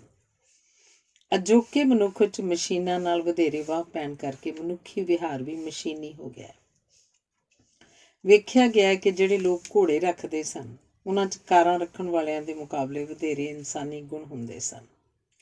ਕਾਰ ਵੇਖਣ ਵਿਖਾਉਣ ਲਈ ਹੁੰਦੀ ਹੈ, ਜਦਕਿ ਘੋੜਾ ਮਨ ਦੀ ਖੁਸ਼ਹਾਲੀ ਅਤੇ ਸਾਥ ਦੀ ਅਮੀਰੀ ਲਈ ਰੱਖਿਆ ਜਾਂਦਾ ਹੈ। ਮਸ਼ੀਨ ਨਾਲ ਰਿਸ਼ਤਾ ਇੱਕ ਪਾਸੜ ਹੁੰਦਾ, ਜਦਕਿ ਘੋੜਾ ਅਤੇ ਮਨੁੱਖ ਦੋਵੇਂ ਇੱਕ ਦੂਜੇ ਦਾ ਦਿਲ ਜਿੱਤਣ ਦਾ ਯਤਨ ਕਰਦੇ ਹਨ। ਮਨੁੱਖ ਨੇ ਸ਼ੇਰ ਉਪਰੰਤ ਸਭ ਤੋਂ ਵੱਧ ਪ੍ਰਸ਼ੰਸਾ ਘੋੜੇ ਦੀ ਕੀਤੀ ਹੈ, ਕਿਉਂਕਿ ਬਹਾਦਰਾਂ ਦੀ ਸਵਾਰੀ ਰਹੀ ਹੈ। ਹਰ ਬੋਲੀ ਦੇ ਅਖਾਣ, ਮੁਹਾਵਰੇ ਚੱਜ ਆਚਾਰ ਪ੍ਰਗਟਾਉਂਦੇ ਹਨ ਅਤੇ ਹਰ ਸਮਾਜ ਦੇ ਤਿਉਹਾਰ ਚੱਜ ਆਚਾਰ ਸਿਖਾਉਂਦੇ ਹਨ। ਹਰੇਕ ਤਿਉਹਾਰ ਦੀਆਂ ਕੁਝ ਰਸਮਾਂ ਹੁੰਦੀਆਂ ਹਨ, ਜਿਨ੍ਹਾਂ ਨੂੰ ਪੂਰੀਆਂ ਕਰਦਿਆਂ ਅਸੀਂ ਸਹੁ ਵਿਹਾਰ ਕਰਦੇ ਹਾਂ। ਅਨੇਕਾਂ ਵਾਰ ਕਿਸੇ ਇੱਕ ਵਿਅਕਤੀ ਦੀ ਬਹਾਦਰੀ ਜਾਂ ਸਿਆਣਪ ਨਾਲ ਸੈਂਕੜੇ ਵਿਅਕਤੀਆਂ ਨੂੰ ਲਾਭ ਪਹੁੰਚਦਾ ਹੈ। ਮੇਰੇ ਕਾਲਜ 'ਚ ਜਦੋਂ ਲੜਕੀਆਂ ਦਾ ਦਾਖਲਾ ਖੁੱਲ੍ਹਿਆ ਤਾਂ ਪਹਿਲੇ ਸਾਲ ਮਲਕਾ ਨਾਂ ਦੀ ਕੇਵਲ ਇੱਕ ਹੀ ਲੜਕੀ ਦਾਖਲ ਹੋਈ, ਜਿਹੜੀ ਇਕੱਲੀ ਹੋਣ ਕਾਰਨ, ਪਰੇਸ਼ਾਨ ਹੋਣ ਕਾਰਨ ਕਾਲਜ ਛੱਡਣ ਬਾਰੇ ਸੋਚ ਰਹੀ ਸੀ ਕਿ ਉਹਨੇ ਆਪਣੇ ਇਤਿਹਾਸ ਦੀ ਕਿਤਾਬ ਵਿੱਚ ਪੜ੍ਹਿਆ ਕਿ ਚਿੱਤੌੜ ਦੀ ਰਾਣੀ ਕਰਨਵਤੀ ਨੇ ਗੁਜਰਾਤ ਦੇ ਬਹਾਦਰ ਸ਼ਾਹ ਤੋਂ ਆਪਣੀ ਰੱਖਿਆ ਲਈ ਹਮਾਯੂੰ ਨੂੰ ਰੱਖੜੀ ਭੇਜੀ ਸੀ ਅਤੇ ਹਮਾਯੂੰ ਬੰਗਾਲ ਦੀ ਮੁਹਿੰਮ ਵਿੱਚ ਛੱਡ ਕੇ ਉਹਦੀ ਰੱਖਿਆ ਲਈ ਦੌੜਿਆ ਸੀ। ਅਗਲੇ ਦਿਨ, ਰੱਖੜੀ ਵਾਲੇ ਦਿਨ, ਮਲਕਾ ਨੂੰ ਪਤਾ ਨਹੀਂ ਕੀ ਸੁੱਝੀ ਕਿ ਉਹਨੇ ਕਾਲਜ ਦੇ ਸਭ ਤੋਂ ਬਹਾਦਰ ਕਹਿਲਾਉਂਦੇ ਅਤੇ ਲੜਾਕੇ ਸਮਝੇ ਜਾਂਦੇ ਮੁੰਡੇ ਨੂੰ ਲੱਭ ਕੇ ਰੱਖੜੀ ਬੰਨ੍ਹੀ ਅਤੇ ਉਸ ਤੋਂ ਮਗਰੋਂ ਉਹ ਕਾਲਜ ਵਿੱਚ ਮਲਕਾ ਵਿਕਟੋਰੀਆ ਵਾਂਗ ਵਿਚਰੀ ਅਤੇ ਅਗਲੇ ਹੀ ਸਾਲ ਕਾਲਜ ਵਿੱਚ ਲੜਕੀਆਂ ਦੀ ਗਿਣਤੀ 1/3 ਹੋ ਗਈ ਸੀ। ਚੰਗਾ ਚੱਜ ਆਚਾਰ ਚੰਗੇ ਵਿਹਾਰ ਨੂੰ ਉਤਸ਼ਾਹ ਦਿੰਦਾ ਹੈ, ਜਦੋਂ ਕਿ ਭੈੜੇ ਵਿਹਾਰ ਨਾਲ ਅਸੀਂ ਝਗੜੇ ਅਤੇ ਸਮੱਸਿਆਵਾਂ ਉਪਜਾਉਂਦੇ ਹੀ ਨਹੀਂ, ਆਪ ਹੀ ਸਮੱਸਿਆ ਬਣ ਜਾਂਦੇ ਹਾਂ। ਕਿਸੇ ਦੀ ਜ਼ਿੰਦਗੀ ਵਿਗੜਨ ਤੋਂ ਪਹਿਲਾਂ ਉਹਦਾ ਚੱਜ ਆਚਾਰ ਵਿਗੜਦਾ ਹੈ ਅਤੇ ਝੂਠ ਬੋਲਣ, ਧੋਖਾ ਦੇਣ, ਬਹਾਨੇ ਬਣਾਉਣ, ਸਾੜਾ ਈਰਖਾ ਕਰਨ ਅਤੇ ਭੈੜੀ ਸ਼ਬਦਾਵਲੀ ਵਰਤਣ ਦੀ ਆਦਤ ਪੈਂਦੀ ਹੈ। ਨਿਰਸੰਦੇਹ ਗਲਤ ਕੰਮ ਕਰਨ ਦਾ ਕੋਈ ਠੀਕ ਢੰਗ ਨਹੀਂ ਹੁੰਦਾ। ਸ਼ਰਾਬ ਪੀ ਕੇ ਜਿਹੜਾ ਉਖੜ ਜਾਂਦਾ ਹੈ, ਉਹ ਸ਼ਰਾਬ ਦੀ ਤਹਿਜ਼ੀਬ ਨਹੀਂ ਜਾਣਦਾ, ਕਿਉਂਕਿ ਸ਼ਰਾਬ ਨਸ਼ੇ ਲਈ ਨਹੀਂ ਹੁੰਦੀ, ਸਰੂਰ ਲਈ ਹੁੰਦੀ ਹੈ। ਜਿਸ ਖਿਡਾਰੀ ਦੇ ਮਨ ਵਿੱਚ ਆਪਣੀ ਖੇਡ ਲਈ ਸਤਿਕਾਰ ਨਹੀਂ, ਉਹਦੀ ਜਿੱਤ ਅਤੇ ਪ੍ਰਾਪਤੀ ਮਾਣਨ ਯੋਗ ਨਹੀਂ। ਸੰਗੀਤਕਾਰ ਨੂੰ ਪੜ੍ਹਾਇਆ ਜਾਣ ਵਾਲਾ ਪਹਿਲਾ ਹੀ ਸਬਕ ਸੰਗੀਤ ਦਾ ਸਤਿਕਾਰ ਅਤੇ ਉਸਤਾਦ ਦਾ ਸਨਮਾਨ ਕਰਨ ਬਾਰੇ ਹੁੰਦਾ ਹੈ। ਕਈ ਨਿਕੰਮੇ ਕਹਿੰਦੇ ਹਨ ਕਿ ਮੈਨੂੰ ਆਪਣਾ ਕੰਮ ਪਸੰਦ ਨਹੀਂ। ਜੇ ਪਸੰਦ ਨਹੀਂ ਤਾਂ ਅਸਤੀਫਾ ਦੇ ਦਿਓ। ਸਪਸ਼ਟ ਹੈ ਕਿ ਜੇ ਕੰਮ ਪਸੰਦ ਨਹੀਂ ਤਾਂ ਉਹਨੂੰ ਚੰਗੀ ਤਰ੍ਹਾਂ ਨਹੀਂ ਕੀਤਾ ਜਾਂਦਾ ਹੋਏਗਾ। ਇਵੇਂ ਹੀ ਜੋ ਕੰਮ ਸਾਨੂੰ ਚੰਗਾ ਲੱਗਦਾ ਹੈ, ਉਹ ਕਰਨਾ ਨਾ ਕੁਰਬਾਨੀ ਹੁੰਦੀ ਹੈ, ਨਾ ਸੇਵਾ। ਕੁਰਬਾਨੀ ਜਾਂ ਸੇਵਾ ਉਹ ਕੁਝ ਕਰਨ 'ਚ ਹੁੰਦੀ ਹੈ ਜੋ ਪਸੰਦ ਨਹੀਂ ਹੁੰਦਾ ਅਤੇ ਚੰਗਾ ਵੀ ਨਹੀਂ ਲੱਗਦਾ, ਪਰ ਫਿਰ ਵੀ ਪ੍ਰਸੰਨ ਚਿੱਤ ਹੋ ਕੇ ਕੀਤਾ ਜਾਵੇ। ਮੁੱਢਲਾ ਚੱਜ ਆਚਾਰ ਘਰ ਵਿੱਚ ਮਾਂ ਤੋਂ ਸਿੱਖਿਆ ਜਾਂਦਾ ਹੈ। ਇਸਤਰੀ ਆਪਣੇ ਨੈਣਾ ਨਕਸ਼ਾਂ ਕਰਕੇ ਹੀ ਨਹੀਂ, ਚੱਜ ਆਚਾਰ ਕਾਰਨ ਵੀ ਪ੍ਰਭਾਵਿਤ ਕਰਦੀ ਹੈ ਅਤੇ ਉਹ ਪੁਰਸ਼ ਨੂੰ ਚੱਜ ਆਚਾਰ ਸਿਖਾ ਕੇ ਸਿਆਣਾ ਬਣਾ ਦਿੰਦੀ ਹੈ। ਇਸੇ ਕਰਕੇ ਕਿਹਾ ਜਾਂਦਾ ਹੈ ਕਿ ਜੇ ਘਰ 'ਚ ਧੀ ਨਾ ਹੋਵੇ ਤਾਂ ਪੁਰਸ਼ ਵਿੱਚ ਪਿਤਾ ਵਾਲੇ ਗੁਣ ਹੀ ਨਹੀਂ ਉਪਜਦੇ। ਫੌਜੀਆਂ ਨੂੰ ਖਤਰਿਆਂ ਦੇ ਬਾਵਜੂਦ ਚੁਸਤ ਚੱਜ ਆਚਾਰ ਕਾਰਨ ਫੌਜੀ ਜ਼ਿੰਦਗੀ ਚੰਗੀ ਲੱਗਦੀ ਹੈ। ਫੌਜ ਵਿੱਚ ਵੱਡੇ ਤੋਂ ਵੱਡਾ ਜਰਨੈਲ ਛੋਟੇ ਤੋਂ ਛੋਟੇ ਅਫਸਰ ਦੀ ਪਤਨੀ ਨਾਲ ਵੀ ਸਤਿਕਾਰ ਨਾਲ ਖਲੋ ਕੇ ਗੱਲ ਕਰਦਾ ਹੈ। ਜਦੋਂ ਕਿਸੇ ਕੰਮ ਨੂੰ ਚੰਗੇ ਢੰਗ ਨਾਲ ਹੁੰਦਾ ਵੇਖੀਏ ਅਤੇ ਕਿਸੇ ਗੱਲ ਨੂੰ ਸੋਹਣੇ ਸਲੀਕੇ ਨਾਲ ਕਹੀ ਜਾਂਦੀ ਸੁਣੀਏ ਤਾਂ ਉਸ ਢੰਗ ਅਤੇ ਸਲੀਕੇ ਨੂੰ ਅਪਣਾ ਲੈਣਾ ਚਾਹੀਦਾ ਹੈ। ਆਪਣੀ ਜ਼ਿੰਦਗੀ ਉਵੇਂ ਜੀਓ ਜਿਵੇਂ ਤੁਸੀਂ ਚਾਹੁੰਦੇ ਹੋ। ਤੁਹਾਡੀ ਸੰਤਾਨ ਨੂੰ ਜਿਉਣੀ ਚਾਹੀਦੀ ਹੈ। ਲੋੜ ਹੈ ਕਿ ਅਸੀਂ ਸਾਰੇ ਆਪਣੇ ਆਪ ਨੂੰ ਚੰਗੇ ਚੱਜ ਆਚਾਰ ਦੇ ਜ਼ੋਰ ਨਾਲ ਉੱਚਾ ਚੁੱਕੀਏ, ਜ਼ਿੰਦਗੀ ਨੂੰ ਸਿਖਾਉਣ ਦੇਈਏ ਅਤੇ ਜ਼ਿੰਦਗੀ ਤੋਂ ਸਿੱਖੀਏ। ਸਾਡੀ ਕਿਸੇ ਨੇ ਚੰਗਾ ਚੱਜ ਆਚਾਰ ਸਿਖਾਉਣ ਲਈ ਉਡੀਕ ਨਹੀਂ ਕਰਨੀ। ਇਹ ਹੰਭਲਾ ਸਾਨੂੰ ਆਪ ਹੀ ਮਾਰਨਾ ਪਏਗਾ, ਨਹੀਂ ਤਾਂ ਪਛੜ ਕੇ ਅਸੀਂ ਆਪਣੇ ਆਪ ਨੂੰ ਹਾਕਾਂ ਮਾਰਦੇ ਰਹਾਂਗੇ। ਧੰਨਵਾਦ।